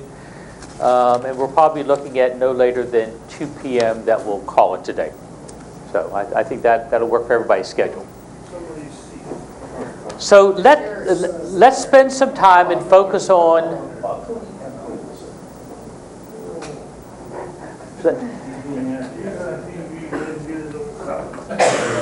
let's spend some time and talk specifically about this phase called needs assessment. Mark and I just took you through this whole facility development process. The assumption is that, the result is always that you're going to build a building. Well, I'm not so sure that your community is there yet with that decision. I think there's a sense of this building has outlived its useful life. But I'm not convinced that you got the data behind it, the economic analysis behind it to defend that position, and or if that's the right decision. So how do we arrive at what's right for you? What's the best fit for this county? Well, we go through something called the needs assessment. And we're going to talk about these tasks that occur. We're going to spend a little bit more detail in this phase leading up to lunch, just to talk about the steps that you should take during needs assessment. When you come out to the August program, you're going to spend a little bit more time on this with the case study, as well as some of the other pieces. But the needs assessment is really where you begin to form the planning process.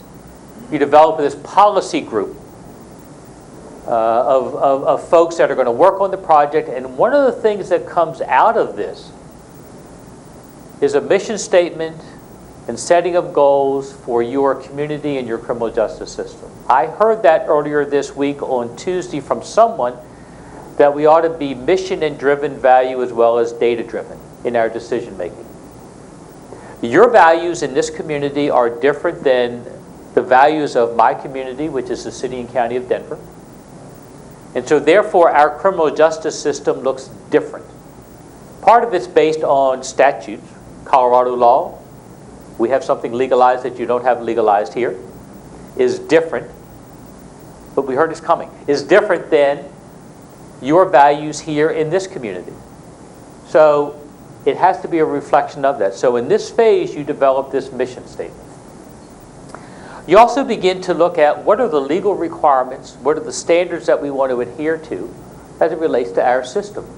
Mark talked about Michigan standards, American Correctional Association standards, Americans with Disabilities Act, Prison Rape Elimination Act. There's a number of standards bodies that will drive how your building or how your system functions. So you begin to look at those at this point. You really go in depth into your existing building during this phase and your limitations. What is the right staffing? What are certain policies and practices within the criminal justice system that affect our building, that affect capacity? You really dig into this during the needs assessment. And you identify options. Mark spent some time discussing a number of options that may present itself in your planning process. Here's where you dig into that.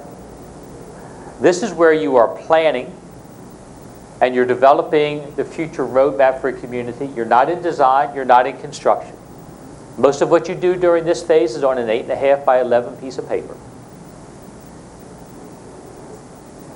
So let's talk about this first activity. This is where you dig into current policies and practices. You conduct interviews. You evaluate how people move through the criminal justice system at various decision points. And what is the time that it takes for those decisions to occur? The reason you do that is that it identifies opportunities to either change that decision-making process or to speed up that decision. Those policies and practices have a direct effect on that intake spigot in the water barrel. Who comes and how long they stay. You look at all kinds of issues during this phase around booking fees and different ways of creating revenue and different opportunities that you have. And you also look at standards in terms of, are they mandated or is it something that we can choose to do? So all of that occurs during this first information and collection phase. It's intensive in terms of looking at policies and practices and evaluating standards.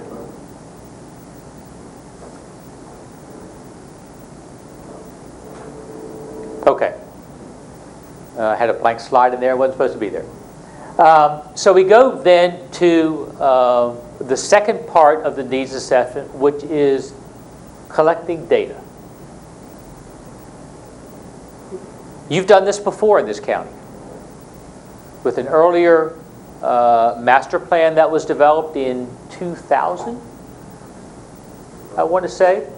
Roughly around 2000, then updated after that with David Bennett, I would believe was the firm that was used for that, with Dennis Lieber. Know them both, worked with them both. They developed a master plan for you, and they collected, they extracted, they pulled information out of your criminal justice system. I'm going to show you some of the things that you have the ability to pull out. What I don't know is how you can use that information to help make decisions, what reports can be generated. But you're in better shape than other communities that we work with in terms of collecting information. So you want to take some time during this phase and, again, go back and understand how a person moves through the criminal justice system. What are the decision points, length of time between those decision points, who's involved in that activity from a policy standpoint. Then you want to begin to look at who's in custody. Who is coming to our facility? What does the typical inmate look like? Adult? Are they a felony, a misdemeanor? What's their charge categories? On any given day, who do we typically have in custody? Why do we look at that? It helps us define housing capacity. It helps us define who fits into various alternative programs. It helps us define how we're going to manage that person while they're within the criminal justice system. So during this phase, you're collecting a tremendous amount of information, and eventually, through consensus with constituents that are working on the project, you issue a report. It looks at current policies and practices, and it looks at what the future might hold. This is some charts that we pulled out of your system that demonstrate what you can create within your criminal justice, within your databases. We didn't put any values to them. We didn't do any analysis. We wanted to see if you had the capability to pull something out. We have a lot more charts that were provided to us, a lot more information that was provided to us that we're going to show this morning. But the good news is that you can pull some stuff out. What has to be the challenge is, what can we do with it? Well, how can we use it from an analysis standpoint to help us predict the future? This is a chart provided by, I think you did this one, right, Bob? Yes. Or maybe Todd did it. Bob did it. It goes back from 2009, 2014, and just demonstrates average daily population by month over those years. So you're able to do a visual that says what's happened within our system. You aren't analyzing it, but it at least shows you that we have the ability to see that things are changing over time. We've got some trends that are a little bit different. We had another one that looked at count by charge code, whether it's a domestic violence, drunk driving, narcotics. These are grouped in certain categories. This report was provided to us. This is for the month of December, I believe, 2010, just as an example. And it just demonstrates where most of the charges are occurring. I believe the top one is public order, or is it property? Looks like it's a property. Looks like the property category was up and down, and then we have drunk driving. You can see that one go up and down with a spike. And then we have public order started higher, then it went a little bit lower. And down along the bottom is domestic violence. So it demonstrates that you have the ability to pull that information out of the system. that you can use it from an analytical standpoint and begin to use it to help determine, do we have opportunities to do something different, or what does it mean for the future? We had another one where we just broke it down into civil, felony, and misdemeanor categories. We didn't break it down, you broke it down. Again, for the month of December, it looks like, 2010. And it just demonstrates where the distribution of charges were. The majority in this case were felony. And these are in custody individuals, not within the whole system, but in custody individuals. Misdemeanor tracking fairly close to the felonies, and then certainly civil cases along the bottom as the smallest number. Not unusual with other jurisdictions that we work with, that we're involved in, but just, again, a way to begin to look at your inmate and jail population. We then looked at it.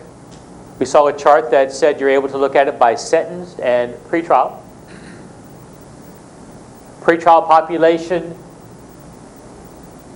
less than your sentenced population. We don't know how you're defining pretrial. Is it that you are free and clear of everything, you're not sentenced on anything? We don't know if you're defining sentenced population as if you have 3 charges and you're sentenced on 1, then you are a sentenced individual, not pretrial. So we don't know what's behind that number. But what we do know is that you're able to capture some of that information.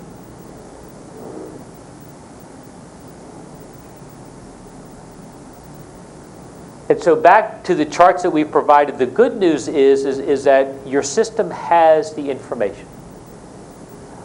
We heard through some of our conversations that there's difficulty in getting some of the reports out that you thought you could when you changed systems. I think you changed systems 2 years ago. We don't know why that's occurring. We know that we've heard that the county's committed to figuring out how to fix that. But the good news is that you can start some of this needs assessment stuff as you begin this process. You have the ability to pull information out. It may mean that you use outside resources to help analyze some of that stuff. But you're not a paper system anymore. You got the data there. You have the historical data. I don't know how far it goes back, but I'm assuming it goes back pretty far. And you can pull some of that stuff out and begin to analyze it. That's the good news. So part of this needs assessment is really beginning to dig into some of the data associated with your criminal justice system, to begin to understand exactly how you're operating. I would assume and anticipate that you're operating maybe a little bit differently than you did when you did the study in 2000. Policymakers have changed. New programs have been implemented. Programs that might have been implemented at the time were decided that they were no longer effective or efficient, so you're not using them anymore. So something has changed, but you have the ability to pull that information out of there. That's good. Okay. One of the next things that you're going to do during this needs assessment is to begin to look at options, alternatives. You've been doing that for quite a period of time.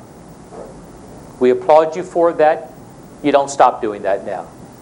You continue to look at what are the tools that we need in our toolbox to best manage the criminal justice system. And so one of the things that you do as you're looking at options is you begin to look at the 7 basic decision points of the criminal justice system. There is, well, this doesn't, I can't shine a red light on it.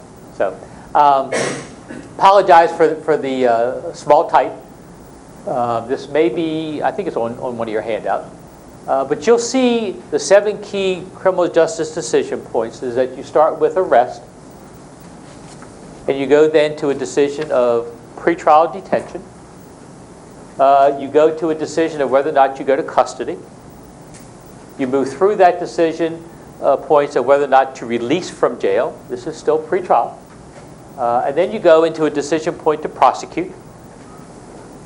An adjudication decision, guilt or innocence. a sentencing decision, and then whether or not it is local custody or in a different location. So you have a number of different decision points that go all the way through modification of that sentence and ultimately release from the criminal justice system. You have the opportunity to affect who is in custody, what happens within the criminal justice system at each one of those decision points. What are some of the things that you're doing now that happen back at arrest? Do you have the ability to have field citations? So you have the ability to say, as the arresting agency on the street, I don't have to send this person to custody. I can give them a notice to appear, a field citation. Here's the ticket. Your court date is such and such. Show up, do this. How often does that occur? Frequently. Okay. What types of charges typically? Driving the license suspended, retail fraud, minor possession, motor vehicle, no insurance on person. Okay. Mainly traffic. Okay. Do those folks, are they booked into the system at all? Do they have to come to jail, or is it done completely in the field? Once they appear in court, they have to come back in order to be booked into the system, but then they're automatically released. Okay. So that initial point in time, there is a decision made by the arresting officer, or the officer in the street. There's another step. The officer can just say, don't do that again. You know, like in driver's suspended license. Okay. In Wayne County, they tow your car. Wherever you're at, you tow your car, and you figure out how to get your car back. So you could do something even more than that at this phase. That is a policy decision within the criminal justice system. See, I remember I from the defense perspective. I understand. You know, when I see 300 driver's suspended license tickets a year, you know, if you had 300 people walking home, Maybe it would have an impact. you'd have a greater impact. That's right. But you're still concerned about public safety. Not a driver's suspended license so much. You're not familiar with a driver's responsibility. Every time you get caught, it's $1,000. So if you have somebody with 10 or 12 of those, there's no way they'll get their license back. Right. Please go drive. Absolutely. That's a tough one.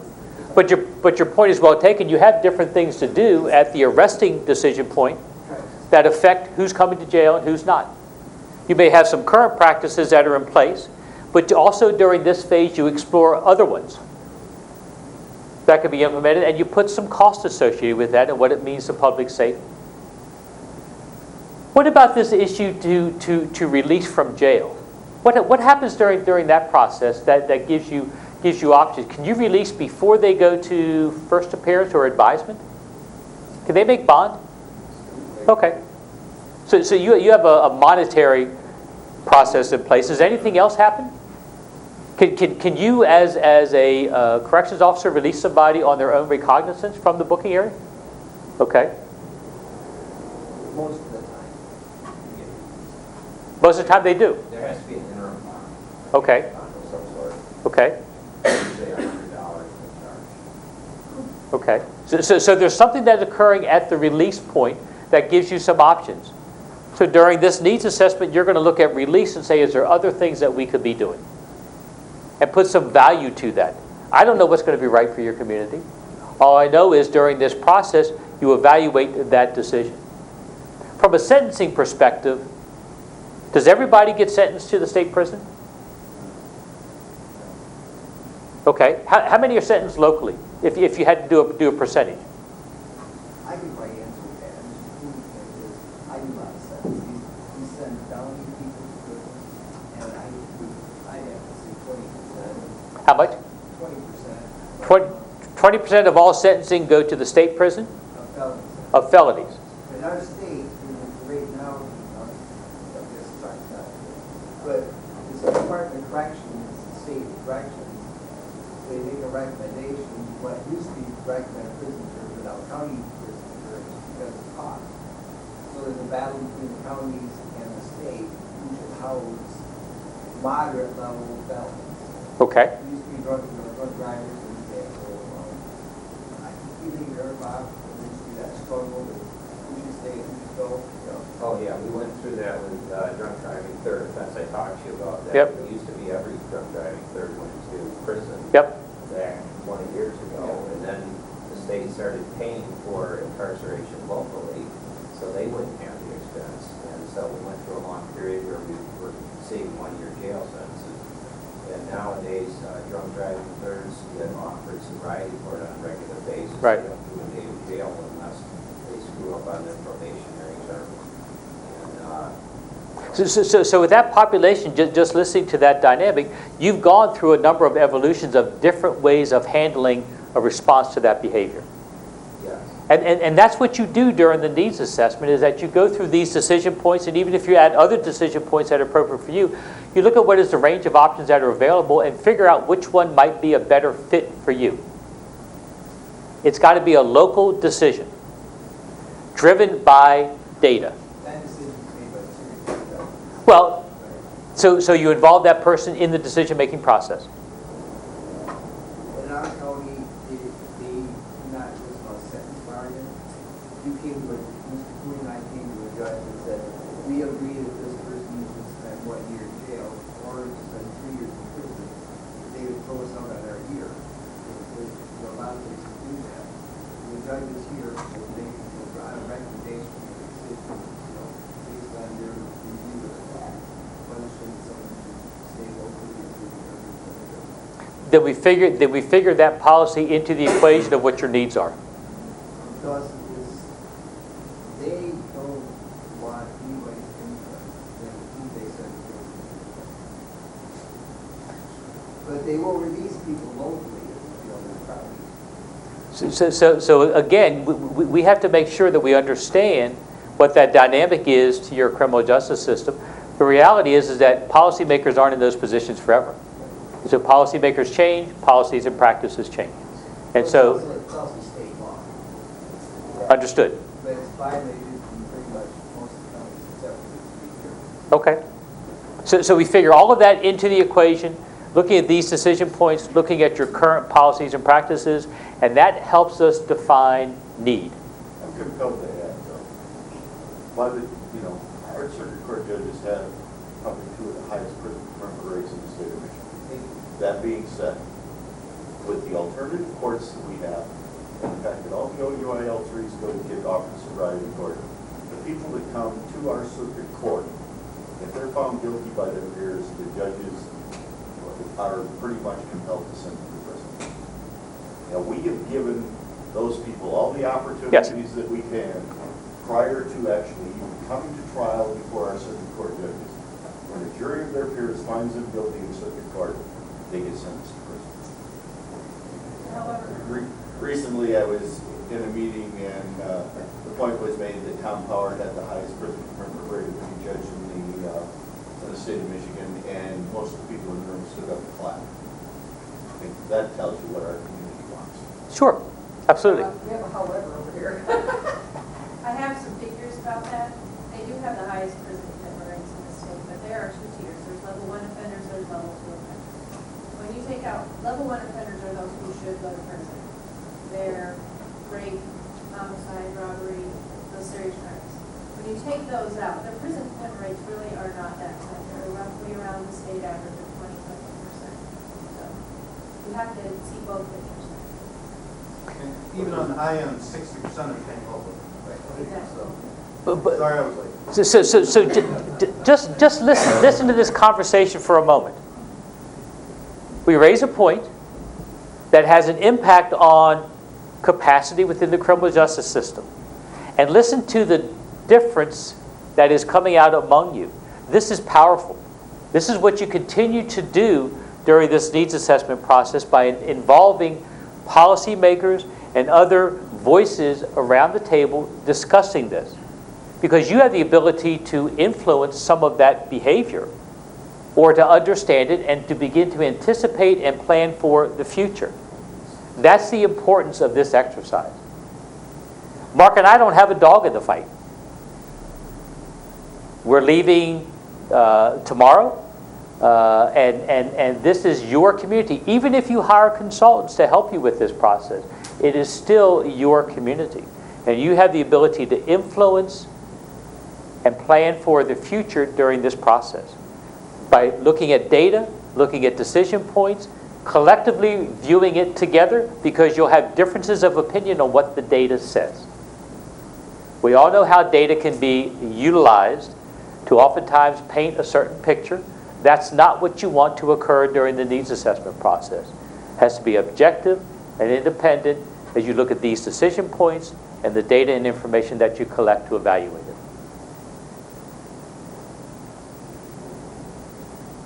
One of the things that's going to be important as you go through those decision points is to look at the level of alternative usage.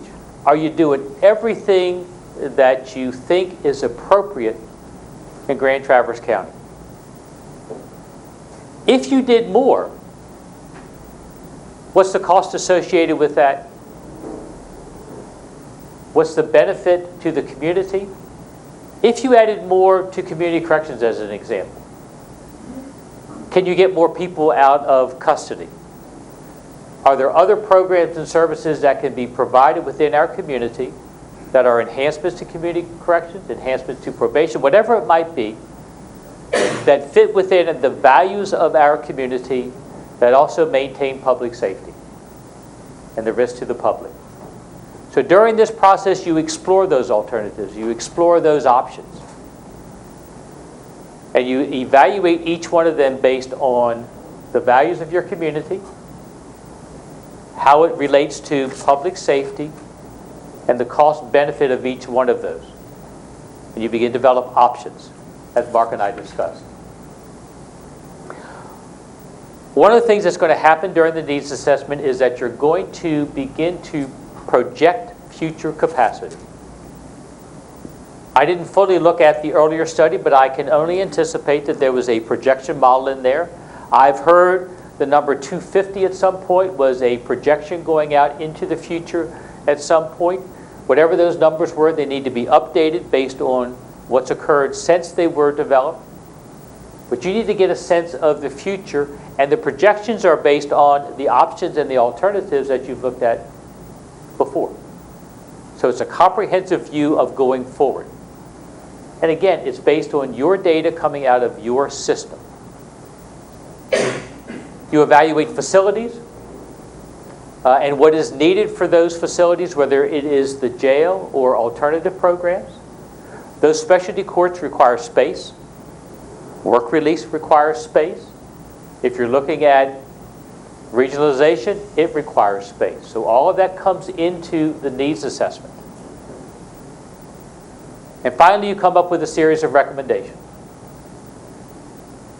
Needs assessment takes typically 4 to 6 months, depending on how decisions are made, how we get policymakers around the table. But typically that report includes a discussion around alternatives, a discussion around changes to policies and practices, a discussion around new facility or renovations or options, supported by the data that you've developed from within your criminal justice system. And that needs assessment master plan sets the stage for functional programming as it relates to the facility and to the other aspects of the facility development process. This is where, in this phase, you have the greatest ability to influence the future. Not during design. You've already made a decision at that point of building. But during this phase, you truly chart the future for the county. So we encourage you, if you go forward, that you spend significant amounts of time on this phase of the project. I think Captain Hall was the one that said we want to make sure we follow the right steps. We want to make sure that we go forward appropriately. If you're going to go forward with this process, we know that you have to undertake this stage, this phase of the facility development process. Any questions about that? Yes, ma'am. I asked you a little bit ago, a dumb line question, where are your favorite jails? What I really want to know is where do you think what process works the best for different communities? I also want to know where I'm going to find information regarding what communities have tried that hasn't worked. I do not have anywhere near the experience that just about everybody else in this room has. So what I want to do is I want to be able to research. I want to be able to come into this process with some kind of knowledge. Where am I going to find it? Where are the websites? I guess that's it. It's Mark to chime in too. National Institute of Corrections has a website. NIC, National Information Center, I think, is the website. Or just go to nic.org, I think it might be. Yeah. They have a resource library. They have a section on evidence-based practices. They have a section on facility planning. And so you're going to get a tremendous amount of information right out of there of what works, what doesn't work. I think there is a publication actually called What Works. Several. Yeah. They produce an amazing amount, and they're also a clearinghouse for an amazing amount of information. I think a day does not go by now that I don't get an email from NIC about a new document or a webinar, a seminar over the web. They're always putting out and disseminating more information. So they're a terrific resource. So that's going to be a way to gain a lot of publications, a lot of information that's coming out. You're going to be introduced to some of that in Colorado. But that's where I would start. They're going to give you a list of counties that are there that are doing certain things. You're going to hear about case studies of places that are working. So that's where I would start with trying to get the information. Where do I have a favorite? It's a subjective question. I have favorite buildings that I've visited where folks have done a good planning process. I'm trying to think where I would have a favorite in terms of how folks are processing individuals in terms of looking at alternatives and looking at options. Douglas County, Kansas, I think, is a good example of a reentry process. There, on the NIC website is a link to, what's it called? What's the reentry thing? I'll find it, or I'll think about it. There's a link to, they have a grant that is out for a number of counties that are investing in changing the way individuals flow through the system and the way that they return back to the community and the resources that are applied to that. So there's 6 or 8 model counties. City and County of Denver is one of them that is doing a lot of that stuff. I'm sorry, I'm drawing a blank on what the name of it is. Just think about it. Yeah, I will. Prisoner reentry.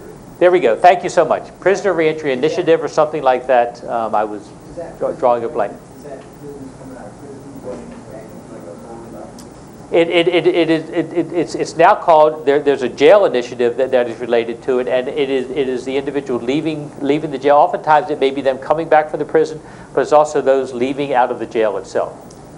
Michigan has a prisoner reentry program. In fact, right now they're in the process of developing a program that I'm involved in, whereas they're going to start doing, expand vocational training in the prisons.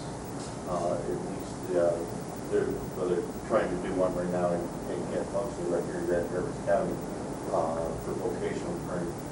And I'm involved in putting together the syllabus and the training program for that. For Walters. Okay, good. So there's a number of initiatives that are going to be homegrown, my word, that are going to happen here that are going to be important to look at on the horizon as you begin to develop your needs assessment. This is the phase where, from a cost standpoint, it is the cheapest dollar you're going to spend in the planning process. Doing research, collecting information, evaluating that. It's expensive from the standpoint of your involvement. It takes a commitment of time from policymakers to participate in this process. It can't be done in a vacuum. I don't anticipate that this county would allow that to occur. And oftentimes counties involve the citizens into this process. That's a decision you make locally about how much you involve the local citizens in this process as well as key policymakers. The intent is at the end of the day, you have a very clear roadmap of what the future is going to be, and you've done your cost-benefit analysis to determine what's the best option or range of options for your county. Nothing will come without a cost implication. Even doing nothing will have a cost implication, because you will continue to have to spend money on maintaining that building, and if you're housing inmates in other jurisdictions, there's going to be a cost associated with that. So you have to be clear that there is no free lunch as it's coming in, other than the one that's going to be provided soon. There is no free lunch for that activity, for the policies and decisions that you make. And so that's part of the needs assessment process. Okay. Any other questions or comments? We've sped up our agenda a little bit today. So we have one piece left to do after lunch. That's okay with you. We'll break, take a break, and then I'm assuming lunch will be served soon. Yeah. Will you be reviewing all the alternative courts that we have as to how they're operating and whether or not they're operating efficiently? No. But that should be a big part of the needs assessment process. Absolutely. Because always when you look at bed needs, you should look at current community corrections and the alternative boards. Look at are they working well? To what extent can they be expanded? Are there any missing options, such as perhaps data reporting that could help control bed needs without putting the wrong people on it and those security problems? Absolutely. Mark's response is appropriate. We aren't doing it as part of a 2-day program. Our goal was to look to see if you're doing some of that stuff. The answer is yes. Whether it's effective or not, those have to be part of this needs assessment process. If you're doing something that's not effective, either discontinue doing it or make it more effective. If it is really effective, then maybe you want to enhance it and do some more of it. I had a chance to observe it. I think we're doing some phenomenal work in our alternative court. Good. We got some great people that are really caring about what they're doing. You're obviously having a big impact on bed needs. You'd be severely overcrowded, and you have much higher costs as far as leasing beds from other counties without community corrections and without.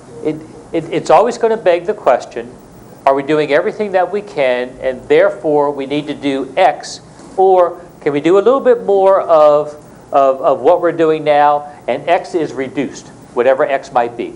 Yeah. That's part of the evaluation that you're going to undertake. When Jim and I both worked in corrections many years ago, there was very little research then about what works, what was effective. The advantage now of doing a needs assessment study is there's, and when we look at the NIC website, we see there's so much more, there's not a whole lot on buildings, but there's a whole lot on what works, effective alternatives, effective programs within jails, a lot about management, about involving communities, many things that will be useful to you. I have a question regarding payment. And this bugged me when I went through on the jail tour. And we are required, as I understand it, to keep records for 10 years on paper. Oh, that wonderful records room that was in the garage. It is my understanding that, yes, it is my understanding that is required of the state. Do you know, Bob is having all this nodding yes. Do you know if other states have that requirement or not? If so, what states do not? If all states have that requirement, is there some kind of push that the National Institute of Correction, it makes no sense. I mean, not in today's technology driven age, at least to me, and I'm old. So is there a push nationally to ask legislatures to be able to? I mean, there's a push at the federal level to be as paper-friendly as you can be. Is that a national initiative that transfers to state and or counties? I know that every project I've been involved in, there is a requirement for a hard copy to be maintained for a certain period of time. Sometimes it's only related to a capital offense. Sometimes it's related to all crimes. It depends on the jurisdiction. I know that Most jurisdictions that I have worked with are taking steps to scan and to go paperless with as much as they can. It's a workload issue in terms of going back and scanning in documents and creating those databases. But is there a national push? I don't know that there's a national push. And I would have to think, I don't know if the National Association of Counties has a initiative that is around paperless or anything like that. So, yeah. But Yeah, in the meantime, this is, one thing we didn't cover in the facility evaluation. We'd suggest that you seriously consider fully enclosing that room and conditioning it, because all that paper is affected by humidity, by dampness. It's really not a very... I have to say, in all of our tours, I've seen records rooms in interesting locations. I think that's a first for a records room as part of the vehicle garage. I don't think I've seen that before. So we'll applaud you for that, for being unique from that perspective. We do a lot of firsts. Exactly. So We're unique in a lot of different ways. that's right. I didn't see if it was sprinkled. I didn't take a look at that. So probably is. So okay. Anything else before we break? Turn the mic off? Have lunch? While you're eating, Mark and I will put our heads together, figure out the next presentation, and we're ahead of schedule, so hopefully that's a good thing.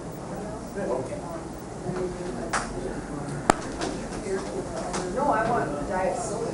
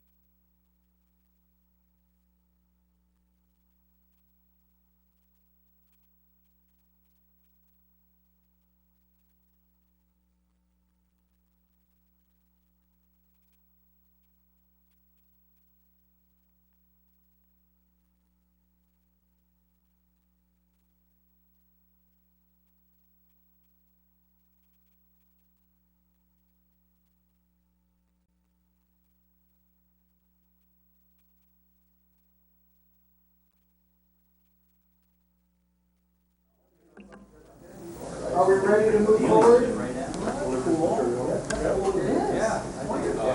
Give him notice over there, please.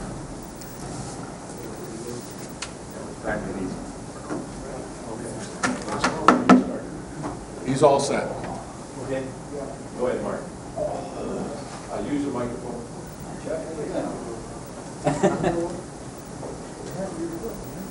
As Jim said, this is the second to the last piece, and we'd like to make it interactive.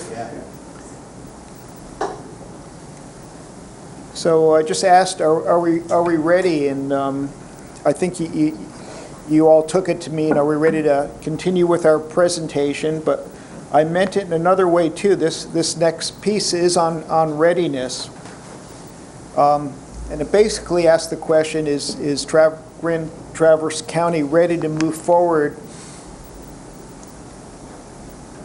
What do you all think? Is the county ready to move forward? And do I need to be more clear as to move forward with what? Because some of you may be thinking, move forward with building a new jail.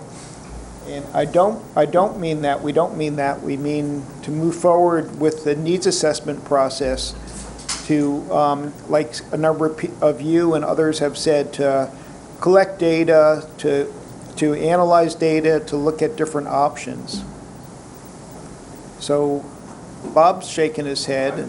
And are most of you ready to move forward with the process? It doesn't mean spending any money. It doesn't mean necessarily. It doesn't necessarily mean building or renovating or changing alternatives. But it would be looking at the need for all those and how things could work better.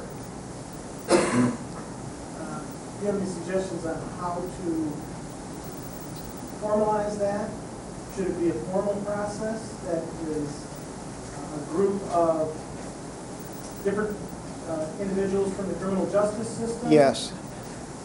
That meet on a regular basis and go over data, and how, do you have like a format or a formula for how you would start in one place and end it, and know when you've completed all the steps? Yeah, and you chime in too, Jim, but yes, and when you worked on a county jail project previously, was there a committee of, with representatives from different people from each of the justice agencies and county manager and maybe facilities person, that sort of thing? I worked on the third iteration of a third committee that worked on it. Okay, and yes, that is one thing that we recommend is and different communities call it different things, but basically a jail study committee or a jail planning committee, and it can not just look at the jail, but improving the whole justice system, maybe focusing on how the justice system affects the jail, like community corrections and other elements that affect bed needs. So, what I have seen be powerful with other jurisdictions is that you answer a couple of questions in the beginning. The first is it on? It says it's on. Is that good? Okay. The first is to identify if you're able to begin to define what the problem is. So you focus on that. And so we saw some headlines saying, yes, we're ready to start. And that means, are you ready to commit resources to this effort? The resources come from a number of different places. Your time and your commitment is going to be paramount to the success of any planning effort. Your ability to collect, analyze, evaluate data, well, the green light's on. So I don't know what else to do.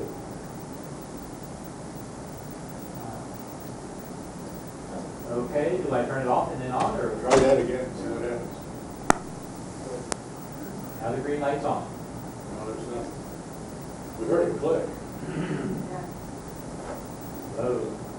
No. you want to come up here? There we go. One moment, please. Give me the handheld. handheld metal detector? Is that working? That's working. You got it now. He said you got it. How's that? Better. I feel like I'm in a karaoke bar. Where's the monitor so we can read the music? So when we're talking about readiness, what is interesting about this dynamic is that how you define readiness is different for each jurisdiction. Mark's got a couple slides that are going to make this more clear. But for us, the question is, have you identified that you need to move forward with something? And throughout our interviews, throughout this week, throughout this morning, we think it's pretty clear to us that you know that you have to go through some subsequent steps to go forward with this process, particularly probably the needs assessment. Is this not working? No. Oh, okay. So to that end, it's going to focus on commitment of resources, commitment of time, your ability to identify potential stumbling blocks, and how you're going to address those. We asked that in a number of our interviews. What do you see as potential roadblocks, potential impacts to a good planning process? That's going to tie back into your question about who is involved in the process. Who are the folks that sit around the table? You don't bring everybody around the table that are those folks that agree with you. You want a diverse group of individuals, diverse opinions, and you want the ability to facilitate the conversation within that group as you go forward. You may have a large planning committee, and then you may have some subsequent smaller groups of folks, but you want the criminal justice system and the community represented throughout the planning process. I think that's key. Yeah. I think the most important word on this slide that's currently up is the word buy-in.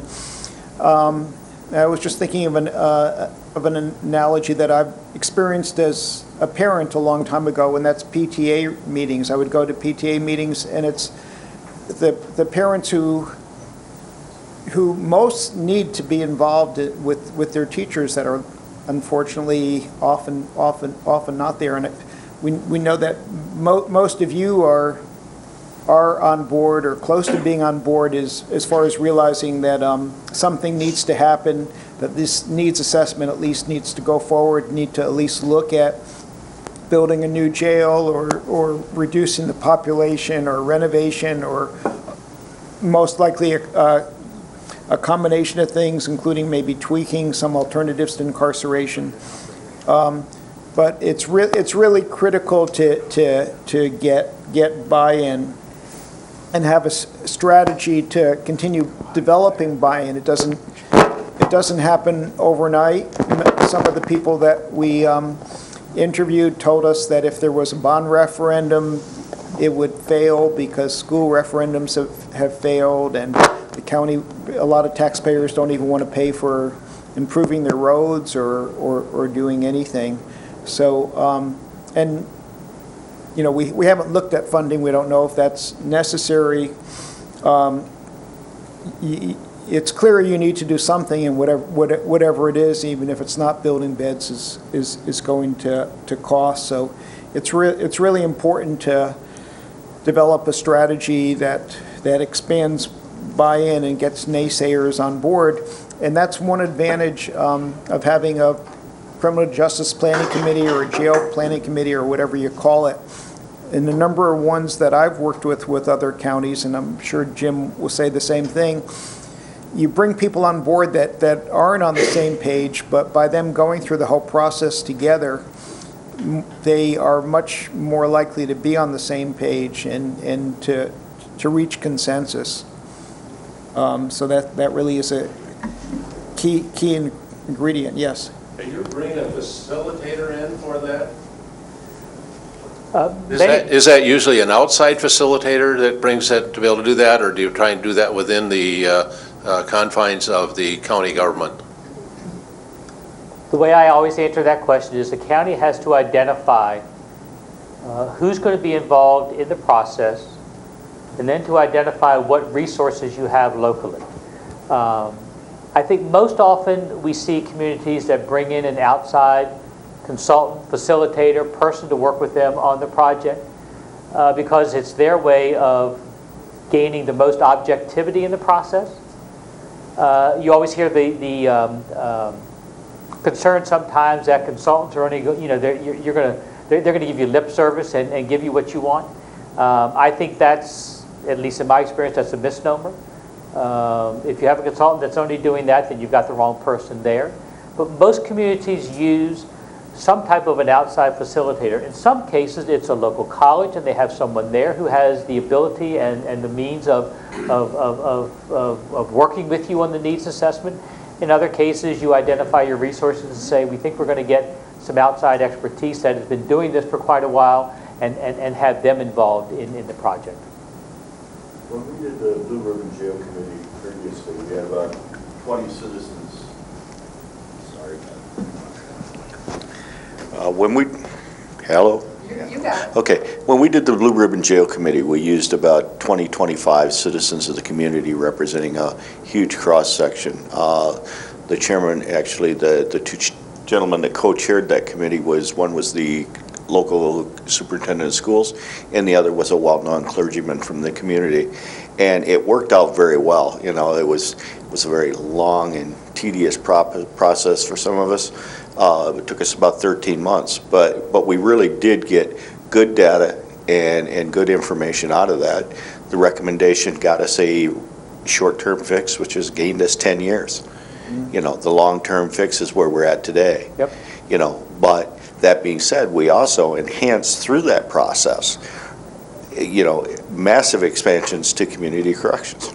Yep. And alternative sentencing. So, you know, the process does work. You know, unfortunately, like Chris calls it, glacial speed.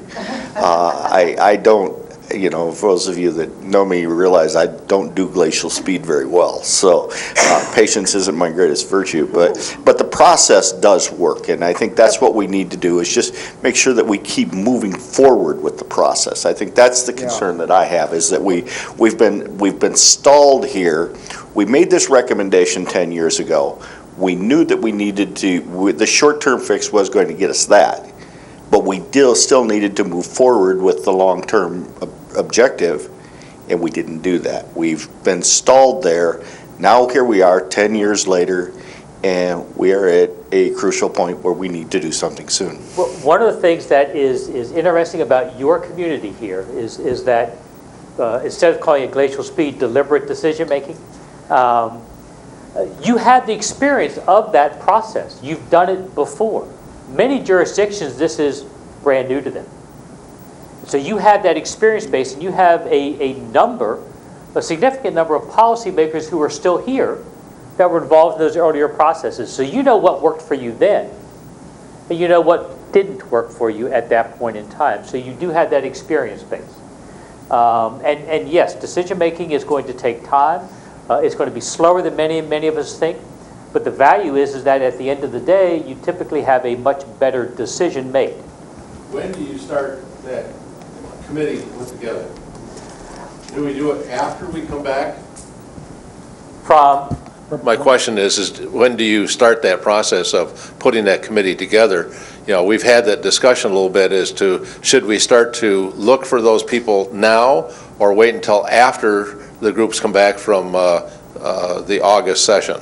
Well, let's do this. Let's abandon the rest of the slides. There's only a few, and let's go into what you see as next steps for you, and let's identify 3, 4, or 5 next steps. And so the question on the floor is, let me ask you it this way: Do you need a committee? Is there a fair agreement to that you want a committee process? Yeah, needed for public buy-in. Yes. Okay. Transparency, public buy-in, and you get a better product. Okay, so we know we need a committee. So yeah, and another key point on this slide is expertise, and we talked a little bit about that before, to bring in different types of in-house expertise, and most counties also hire a consultant, but especially important is to involve people from all elements of the justice system, and like you did before, citizens, concerned groups groups that may not buy into something initially. Are there grants or something available for this process through NIC or NACO or someplace else that we might be able to access funds to be able to help us go through this process? Not that I'm aware of. Nothing through NIC. There's continued technical assistance, but I'm not aware of anything that is going to fund the planning or the needs assessment portion of this study, of this process. And so...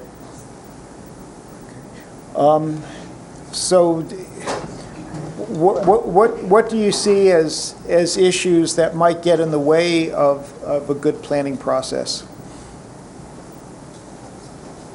Funding. Funding? Number one. Yeah. What else? Funding for the process or funding for whatever happens after the process? For the process.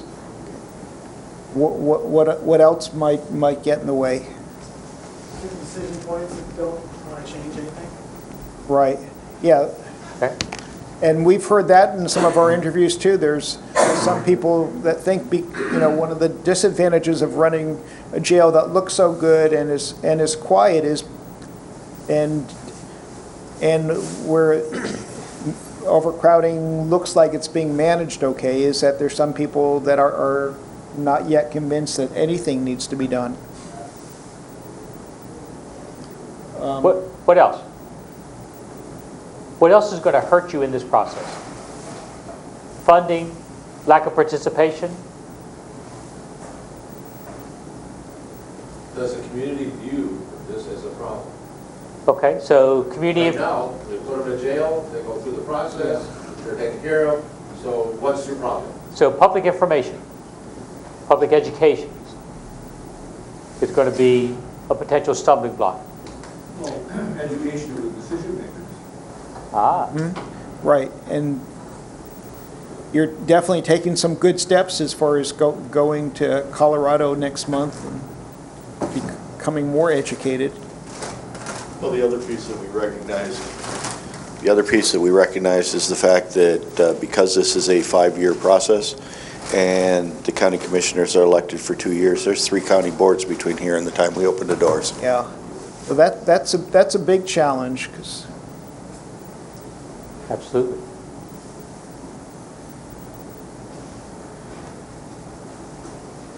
And that's a potentially very expensive challenge, as Dave was saying earlier. If a sheriff changes his mind halfway through construction or after a building's built, you can't go back and change the design of it.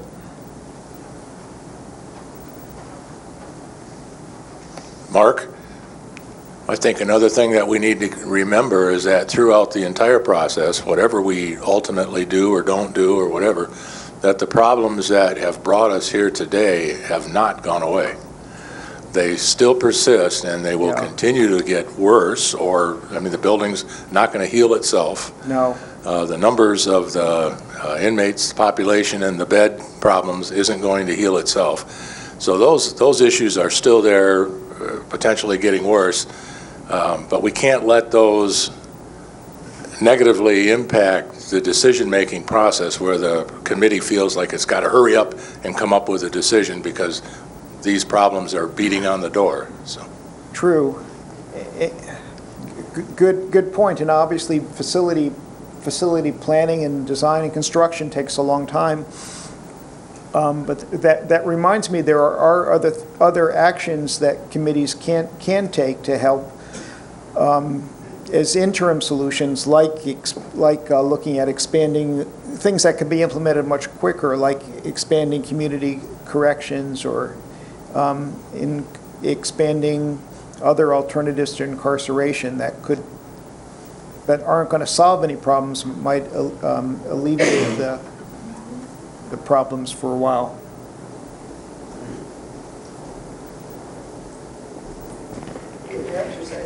Yeah, I was going to say, you didn't expect to be doing this, did you, Todd?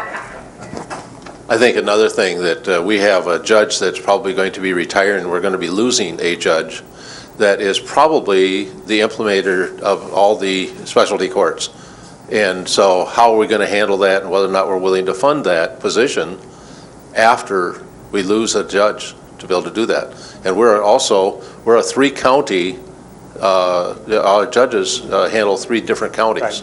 And how they handle that, and where do they work with each of that to be able to make that, and that could be a challenge for us. But it also could be the time that we have to do something different. Yep, absolutely. I think there's going to be a dual program going on. If it takes 5 years to build a jail, as that's happening, our problems are growing. So we have to have an aggressive interim plan until the jail gets built. Right. Yep, absolutely.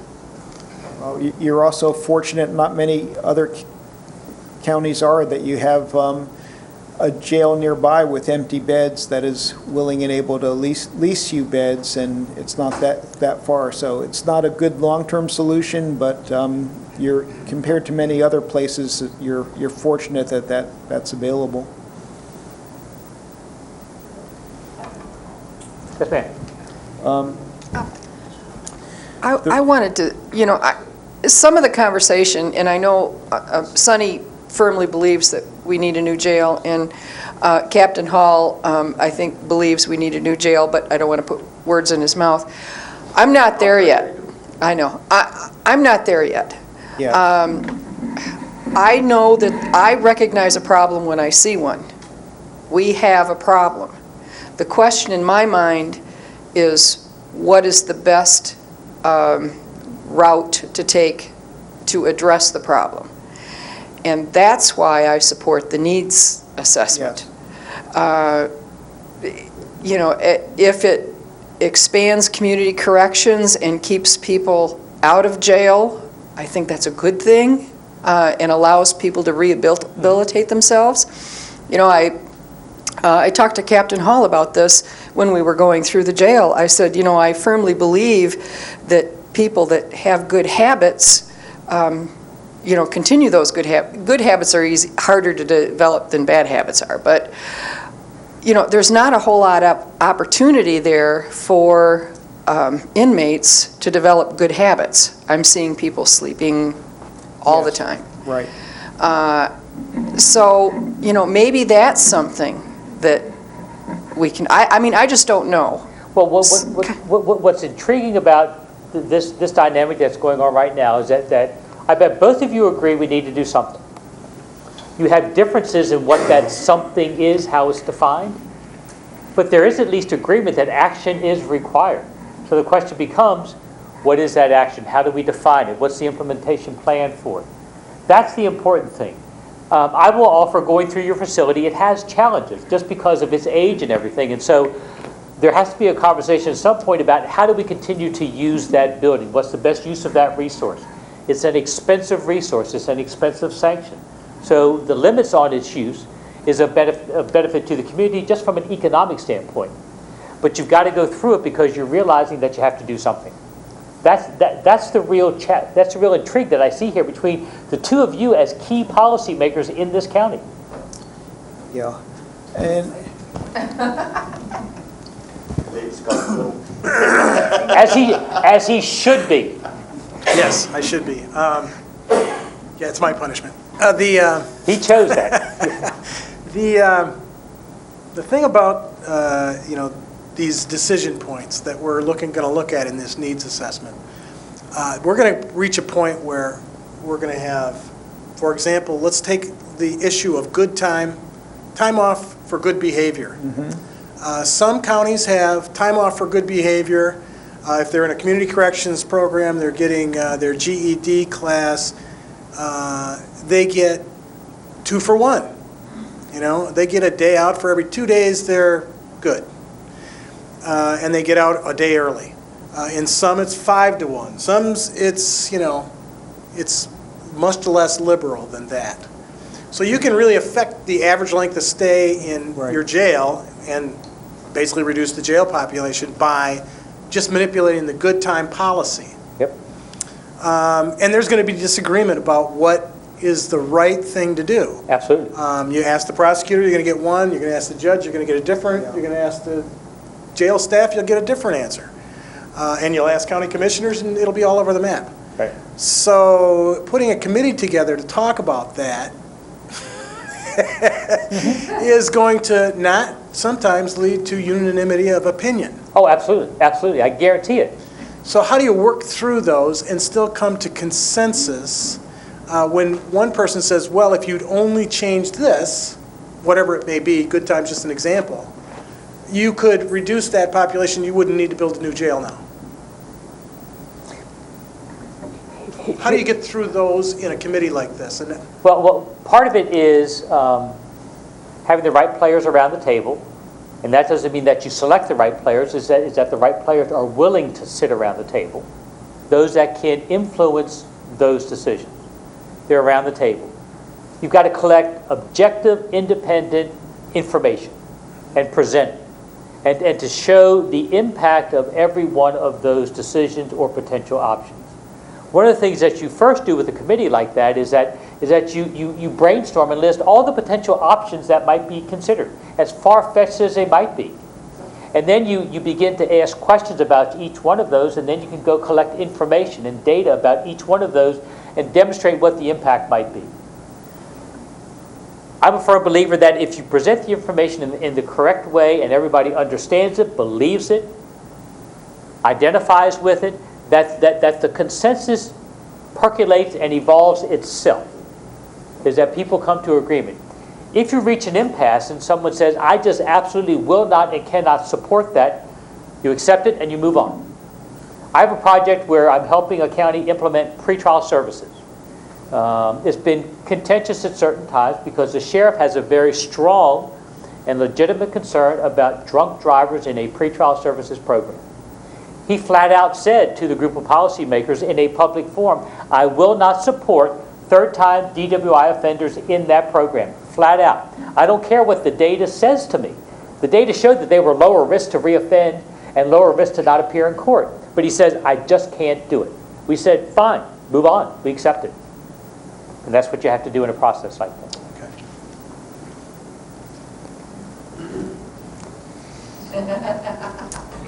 Pass the mic. Yeah.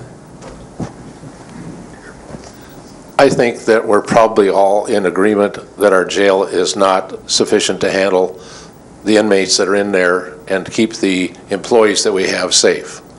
And I think probably your report's probably going to bear that out. So the challenge of us is not so much that we're going to need a new jail, but how are we going to do the jail so that it's more efficiently, can be more efficiently run? If it can't be done within the confines that we currently have, then are we going to have to build something else? And I think that's probably more of my question than all the other programs that we have. That we need to do something with the jail that we currently have. Sure, we can put our people in, we can get them out, we can get them taken care of, we can get them through the courts. They are going to be incarcerated, it's going to be taken care of, but is it efficient and is it safe for the employees? And that's a big part of the evaluation of the needs during the needs assessment. Yeah. If you're going to continue to use that building, what should be its intended use, and how should it function and operate? And I would admit that the building does have challenges. There is no doubt about it. Right. Just walking through it, it's well run, it's clean, but it has limitations simply because your needs and your population and the folks utilizing that facility have changed since it was first opened in 1964. It happens. And because you've had so many constraints every time you've added to it or renovated it, everything, you have a very small site and there were existing buildings to work around. The very positive thing that you've done, and I don't know if we emphasize this enough, is that you didn't leap at the first time you needed to consider capacity issues and build a new facility. You asked that question, what can we do differently? So you truly took an objective look at things. You have to do that again. Your decisions and your recommendations will be different than they were then, merely because things have changed over time. But you're using the same process. And part of the dissemination of data we think is really effective is what we did yesterday, take a tour of the facility and encourage that to continue to occur, because from the outside, it doesn't look so bad, but going in and seeing a lot of the challenges and limitations will help convince people that something needs to happen. At least, to start off with, a needs assessment study. So Mark, why don't we go to next steps? What do you think? Sure. Yeah, we'll just wrap this thing up, because we've kind of danced around the slides in terms of are you ready or not. I think that you're chomping at the bit to start. Now, are you ready in terms of putting things together? I'm not 100% sure of that. But if we can, as a group, for the last thing that we do today, and we'll take as much time as needed, but as a group, collectively think of, if you had to identify 4 things that you consider to be next steps in this process. Give us what those 4 things are, and let's put some time to it in terms of when you expect things to be finished, and who's going to participate in maybe helping make some of those decisions. So as a group, what do you think is the next thing you're going to do after Mark and I leave? Probably applaud and say, "Wow, those guys are gone. Thank you." But what do you see? Come Monday. Receive your report and disseminate what's in it. Okay. So is there agreement to that you're probably going to wait before you have some conversation about this until you get our document? We'll probably have it to you sometime in October, so that'll be good, right? No. Are they still awake? No, our report will come out usually between 2 and 4 weeks. You'll have it certainly before you go to NIC, because part of it is we don't get paid until the report's done. So you'll have that. So kind of a next step is wait to get this body of information from Mark and Jim. I will offer that the report's probably going to be structured such that we'll describe what's occurred over the last couple of days, who we've interviewed, what has been a general run of comments and observations. We'll spend some time and talk about your building. There'll be those pieces in the report. We'll talk a little bit about data and what we see as the advantages and the benefits that you have of the data that's within your system. And then we'll capture some recommendations in terms of what we see as your next steps, kind of building on what you're doing up here. Okay, so our report. So we're responsible for producing it. Where does it go? It goes to the sheriff, doesn't it? Yes. Sheriff, did the sheriff sign the letter by himself, or was it jointly the sheriff and the chair of the county? I think it was the sheriff. Okay. Jurisdictions do it differently. I think Mr. Jackson wanted it from the sheriff. Okay. So this is going back to the sheriff. I can't imagine for any reason at all that he would not share it quickly with others. It goes back in electronic format.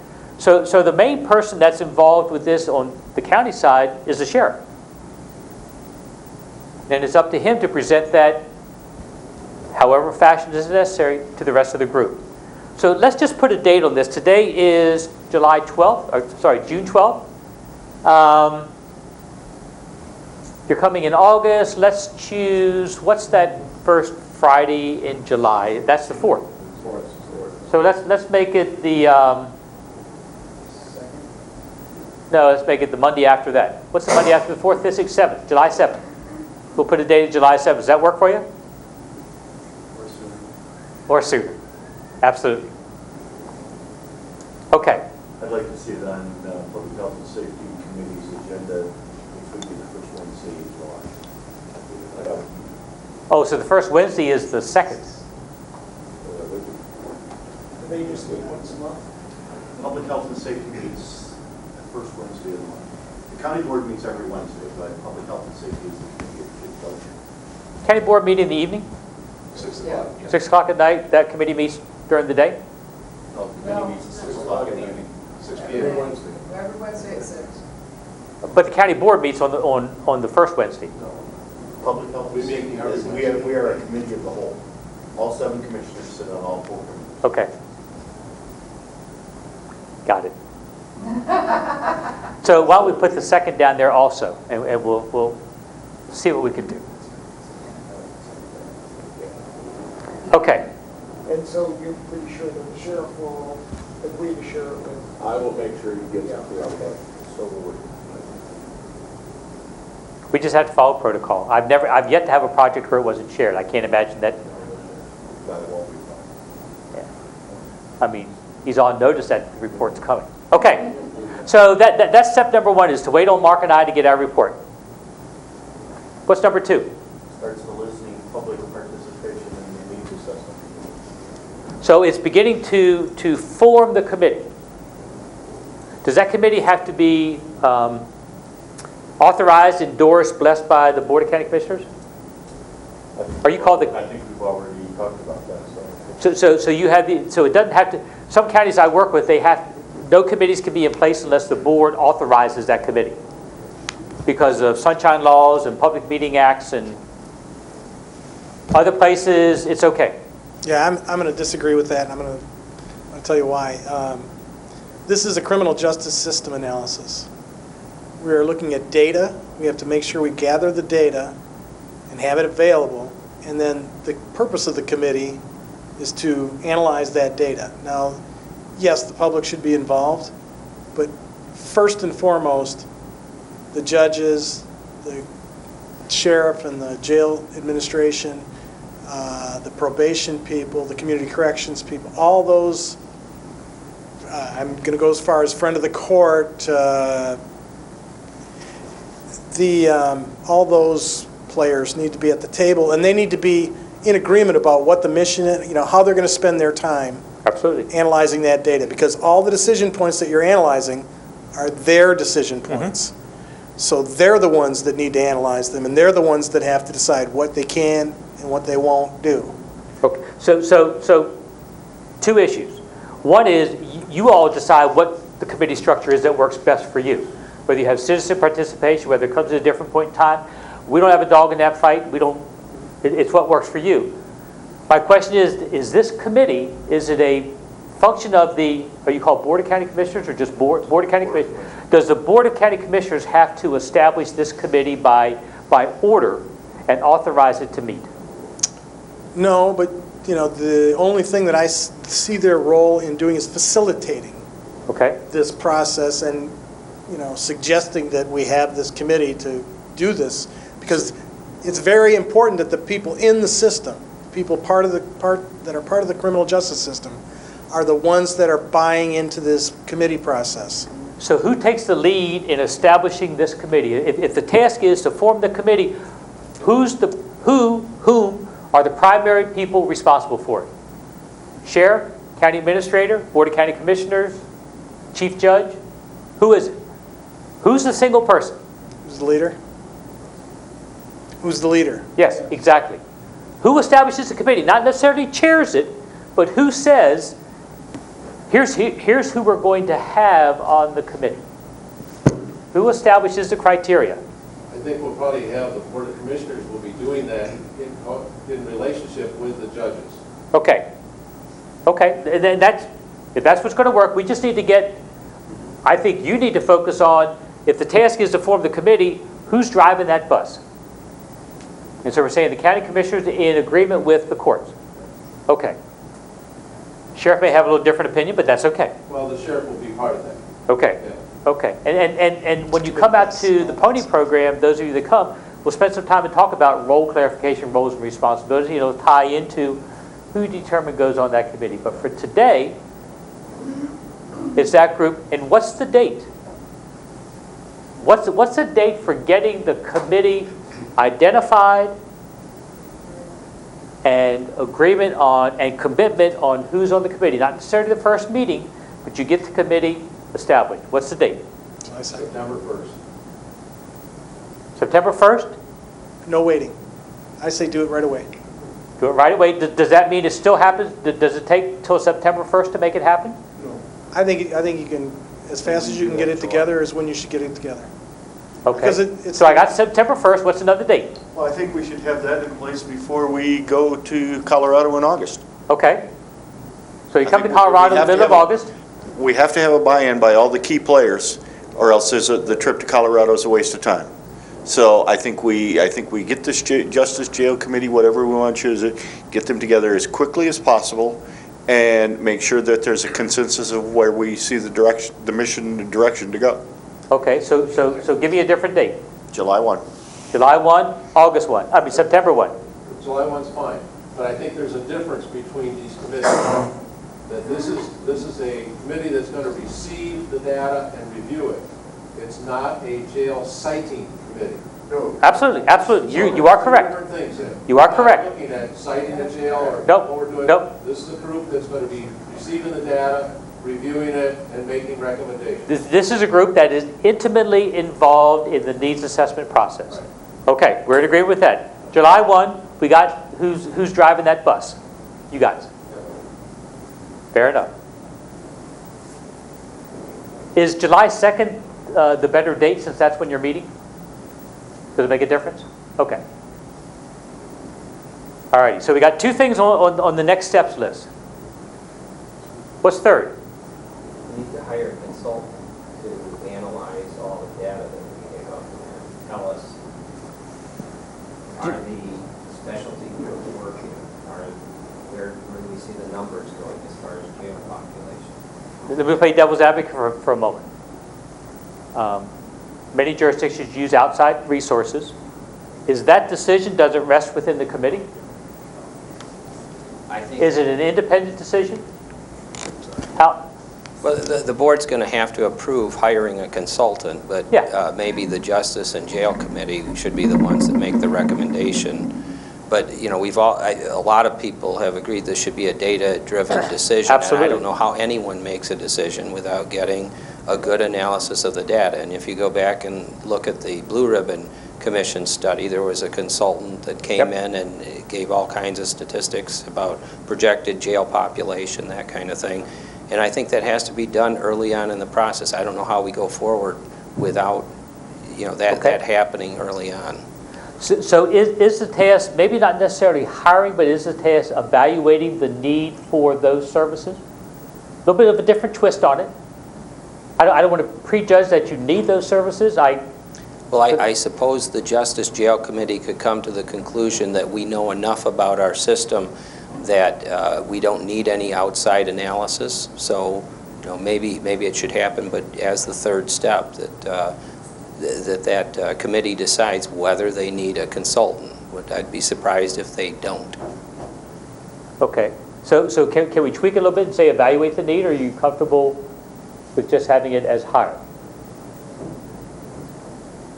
I don't want to put words in your mouth. We'll leave it the way it is. But we have a question over here, or a comment. Well, we talked about a needs assessment. Is there actually an assessment tool out there that does that, where all of that data can be plugged into, and there's a, you know, you talk about a needs assessment through this whole presentation. What is that? The needs assessment is a series of, how can I say it easily? Well, first off, the answer to your question is no, there's not a tool. It's not like a risk assessment instrument for looking at risk to reoffend or anything like that. It's not that simple or easy because it's locally driven. Needs assessment is a process where you're collecting lots of information and you're feeding it back to a committee of policymakers to help evaluate what it means, and then you use it as making decisions for the future. Okay, so number 3, who's involved in this process? Is it the committee? Yes. The committee's making recommendations, the Board of Commissioners have to make the decision. Okay, and so it's the number 2 committee, and are we okay calling it the Justice Jail Committee? Is that the term we want for right now? Fair enough. Well, what you propose? Yeah. No. I got some head nodding, and so that committee is involved in that, and finally, any authorization for expenditure of funds, et cetera, goes to the board. Do you have a date for that? Can you think about a date for that? How long does it take them to review that data? You look at it 3 months, 6 months? No. The decision is to hire, not to complete. So how long does it take for that decision and to implement the decision to hire a person? You have an RFP process typically, or maybe you have professional services where you sole source. I don't know what your rules and regulations are. But let me just offer a bias. You are coming in August to a program. I would suggest that this decision doesn't get finalized till you've been to that program. That you've had a chance to digest what's occurring. That seems to be... My biggest concern is that we haven't defined what that... Absolutely. We haven't defined the steps in this process on what are, you gave us a nice flow chart of from arrest to, sentencing and post-sentencing. But and decision points all along that are part of this needs assessment process. Are we doing everything we can at the arrest level? Are we doing everything, when they first appear in court? What are we doing? How could we manipulate these? And that's kind of the step-by-step, I think, that's what you're saying. We're going to step-by-step analyze what we have going in and what we have coming out and how we can influence that to see if we're doing everything we can do. And also looking at our processes. And so I see that there's a kind of a start and a finish to that analysis. And the consultant is somebody who can help us make sure we touch all the bases, to mix metaphors. Yep. And make sure we, make it home. So, yeah, I think we should wait, Okay. but I also think that we need to really clearly establish the purpose of the committee and what its job is going to be.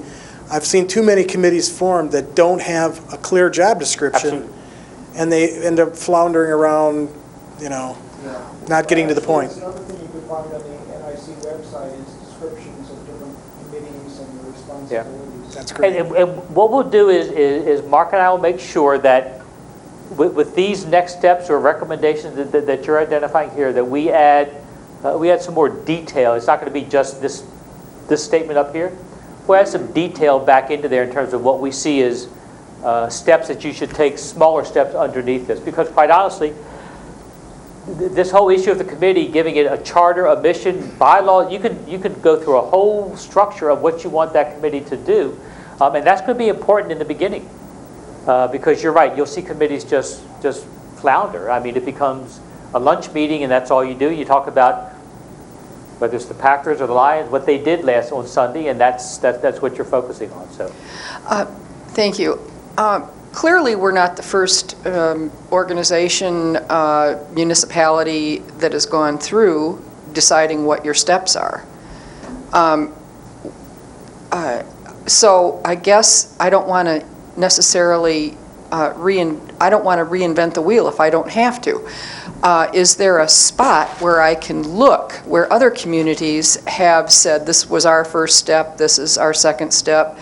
I like to take a look at how others have done a process successfully and copy them if I can. I apologize. We had a piece at the beginning of this morning. Sorry. No. Let me summarize it on the facility development process, and that lays out a series of steps and phases you'll go through. There's a couple of publications that focus on that. That's where communities have been most successful if they have followed those decision points through the process. Sorry. Okay. No. I was absent. I think I've been absent for a few days. So okay. All righty. So we got number 3. Identifying the need for outside resources. Can we do a number 4? So, but the real 3 is Pony is before this, right? So this I think the final decision you can have it that you can put down there, Mark, that it's based on Pony. That you don't finalize that decision until you come to Pony. And so we would pick a date for the end of that decision as the end of August. September 1. September 1. Now we got a September 1. Okay. Who's involved in that? The committee is involved, but who else? It requires the board. Do we have the board up there? We have the board up there. The group that went to Pony, are they, the Pony team, whatever you want to call it, are they involved in some of that decision maybe? Yes or no? Okay. We can kind of put them down as a resource. They may not be a decision maker, but they're certainly going to have some different opinions potentially when you come back from Colorado. Question. Okay. Do you think we should wait? If we're going to do a request for qualifications or otherwise interview or review what the abilities of the consultants might be, Should we wait to come back from Pony to even write those specs? I would say yes. Okay. Now, there's some publications that are sample templates for doing those. Okay. Do you have them on your desk? I think there is one. Okay, there are some ones through NIC that are samples, and they're meant to only be a sample. But you'll gain more information out at Pony also that may help solidify that. So yeah, I don't think it's critical that you take that step right now in terms of making sure you got the consultant on board before you come to Pony. I think there's some significant advantage of waiting, and you may gain some other ideas from other jurisdictions that are there participating with you, and when you take the tour. Okay. Okay. I think it's also important to note that probably in November, we could be subject to a change of leadership. Oh, you have an election. Yes. And so I think some of this probably will start to take place after that election.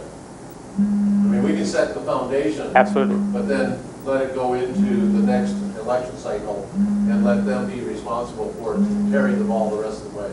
I think that's my phone buzzing over there. Apologize for that.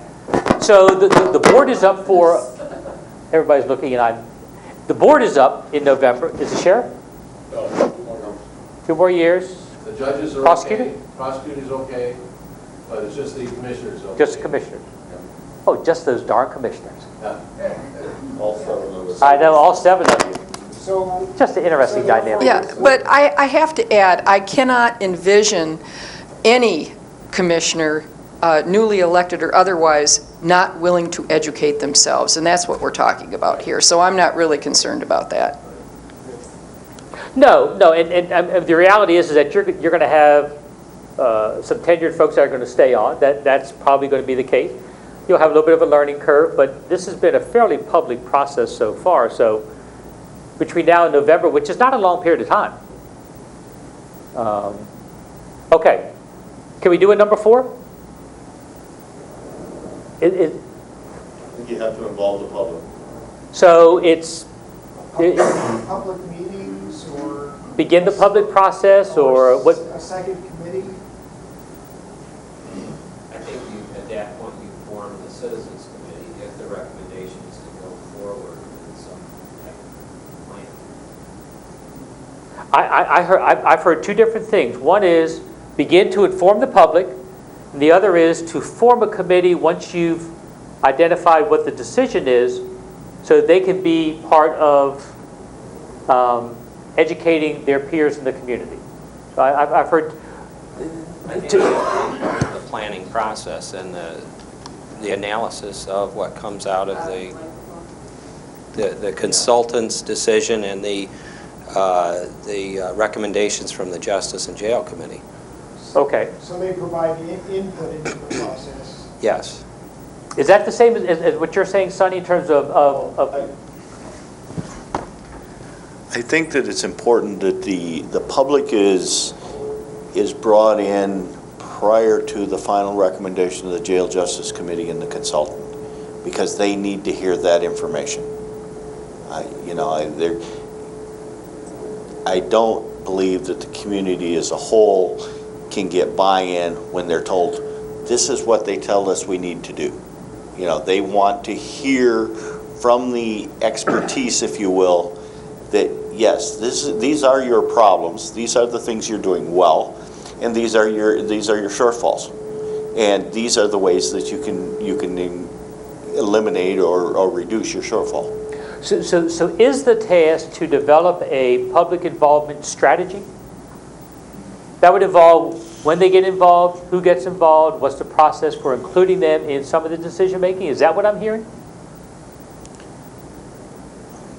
It's the problem with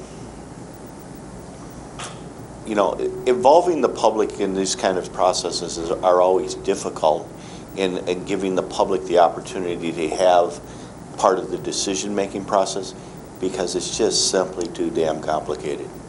It just takes hours and hours of time to review all the information and to have the background of how to make the best decisions. And it's difficult to say, okay, I'm going to hold a public hearing and therefore I'm going to inform the public, because it doesn't work that way. No. It's too complicated.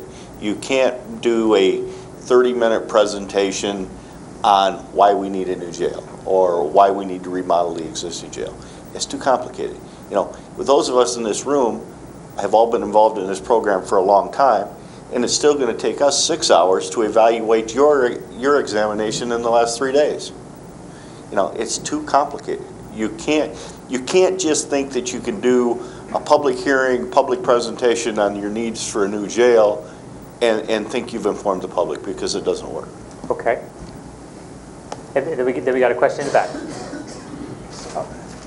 No. I feel the public is a stakeholder in this, and I believe there should be some public involvement in step number 2. Okay.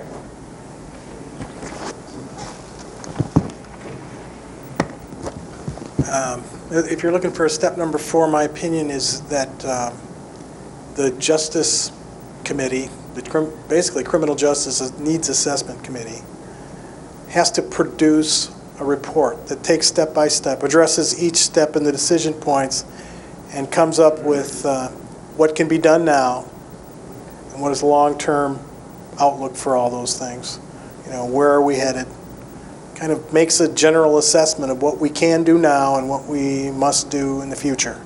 And do you see that as the committee alone, or the committee and the consultant? Or Yeah, I see the committee and the consultant. I see the consultant preparing the final report, but I see the committee coming to some kind of, well, agreements in some areas and maybe disagreements in other areas. But then that being the instrument for getting to the next step beyond number 4, which is, now what are we going to do? Okay. So let me do 2 things. Let me close the loop on this issue about public involvement, because what I've heard is that there's a conversation, a discussion up here with this group about membership and when you involve the public and how often and frequent. And so it goes up here into this task. There's a policy decision about who's sitting on the committee and bringing the public in. I believe that a committee absent the public on a process like this creates difficulty for you. But you've got to balance how they get involved in that process. And so we'll make sure that we capture some discussion about public involvement up here in our report. And then what I heard is number 4 is that as we've gone through this is really doing the needs assessment. And it's completing that report. And so the question, if we can use that paraphrase, what's your horizon for getting that done? Recognizing there's an election in November, you got to go through some process for hiring and selecting and doing all that kind of stuff. Do you have a date that you're trying to target for from a budget standpoint, from a public process standpoint? Are you looking at March of next year, January of next year, December of this year? What's your realistic target?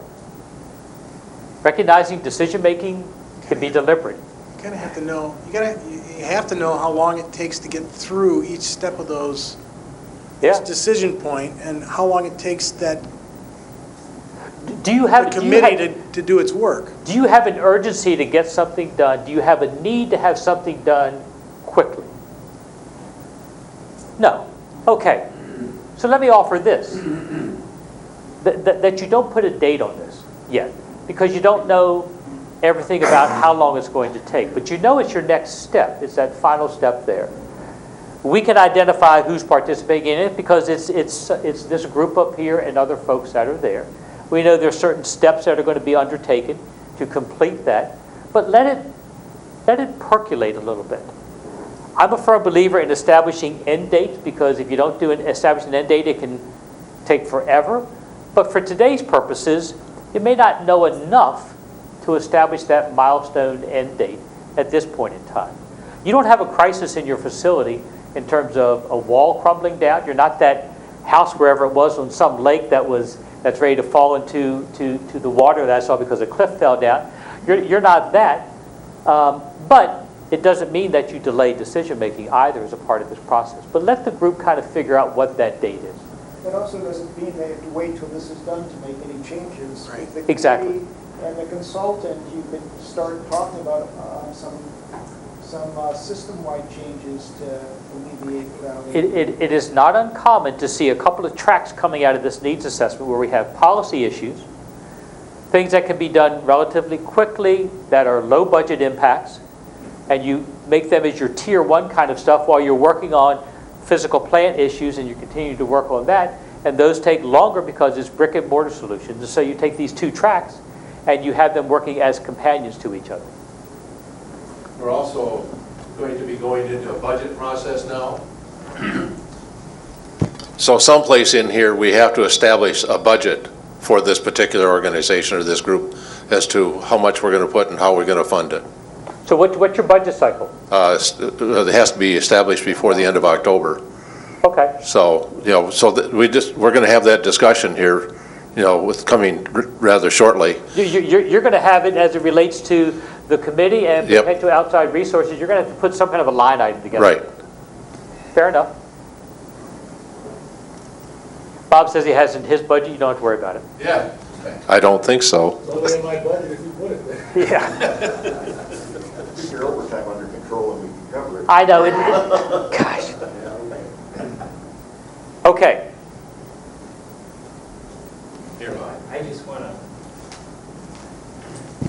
I want to stress that there is a difference between, as I see it, what the Justice Jail Committee is going to do and what, if you want to call it a blue ribbon committee with more citizen involvement does. And I certainly believe the public has to be involved in this process. These are complicated issues.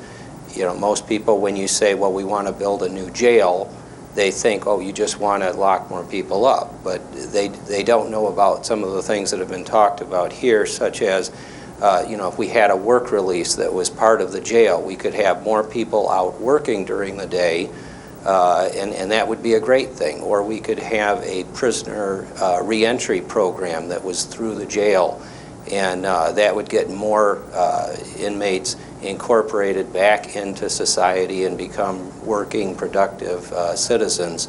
So there are a lot of facets to this whole question. Absolutely.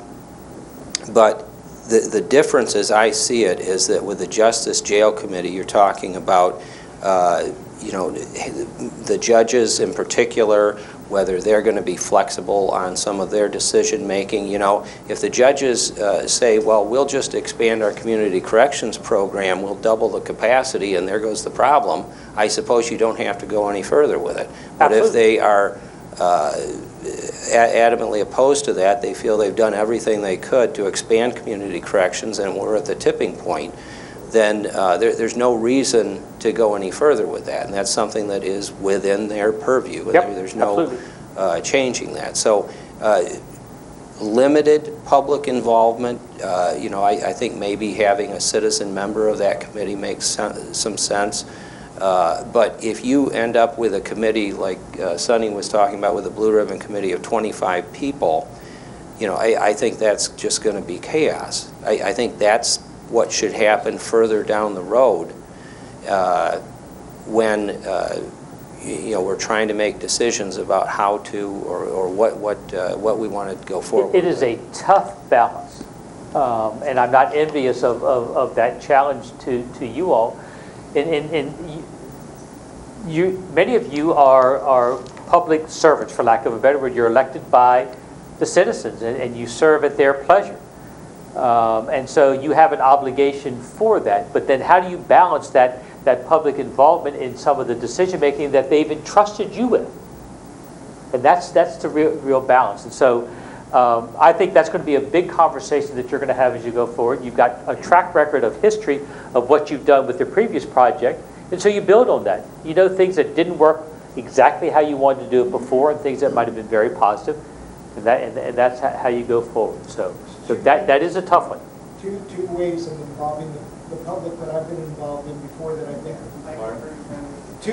Two other ways that I see has worked when I've done needs assessments for other counties are a series of public meetings where the consultant presents data, talks about different options, And that starts usually relatively early in the needs assessment process, because otherwise the public is likely to say, oh, you know, you've already decided everything, you don't really value our input. So I suggest that start relatively early on, some public meetings or public presentations. Another thing that we and others have done is write sort of progress reports or summaries of portions of what's produced, like at part of the inmate profile or an analysis of alternatives to incarceration or whatever, and have a link on the county website to that, so to keep public informed. And then, you know, then it's harder for them. Then they can't really say that they're not informed by making efforts like that aren't that time consuming. Or gotta have one of those darn smartphones. Okay. Thank you all. Thanks for allowing us to come into your county for a few days, enjoy your hospitality. It has been a real enjoyment for us. This is one of those communities that you drive into, you say, boy, it really feels kind of good here, you know? There's a nice tone about the community. We appreciate your involvement in letting us disrupt your days for a few days. Because we know that we are intrusive. I mean, we have to schedule things, and we're showing up, and we're asking for additional pieces of data. You have to send emails at 7:30 in the morning, and but we really, really appreciate it. Todd gets a phone call from me late in the afternoon, and Captain Hall got an email from me early this morning. So we really appreciate your involvement, your participation. Special thanks to Captain Hall for coordinating all of this and pulling it all together. We know how tough that can be. Thanks for lunch. Thanks for the ability to use your space, and I look forward to seeing a few of you in Colorado in a couple of months. I'll be one of the instructors in that 4-day program, and so just thanks a bunch. Mark?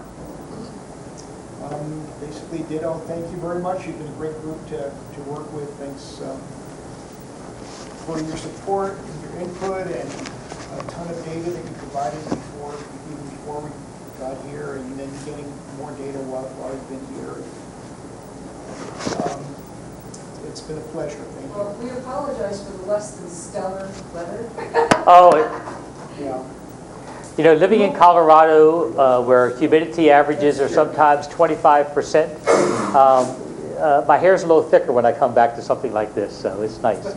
So we appreciate it. So, okay, thank you all very much. There was no snow, though. There was no snow. That was fantastic. So we appreciate that. Yeah. Thanks, Bob. Appreciate it. Yeah, appreciate it. Thanks for not a problem. Very interesting. Yeah, good. Brought up a lot. We've heard many compliments about how you're making the system better. Oh, you did? Yeah. I won't ask about the criticisms. Shows the color No, palette. okay, all right. Okay.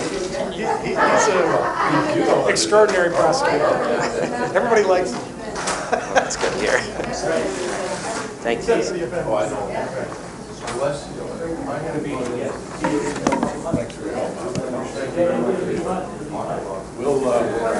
figure out.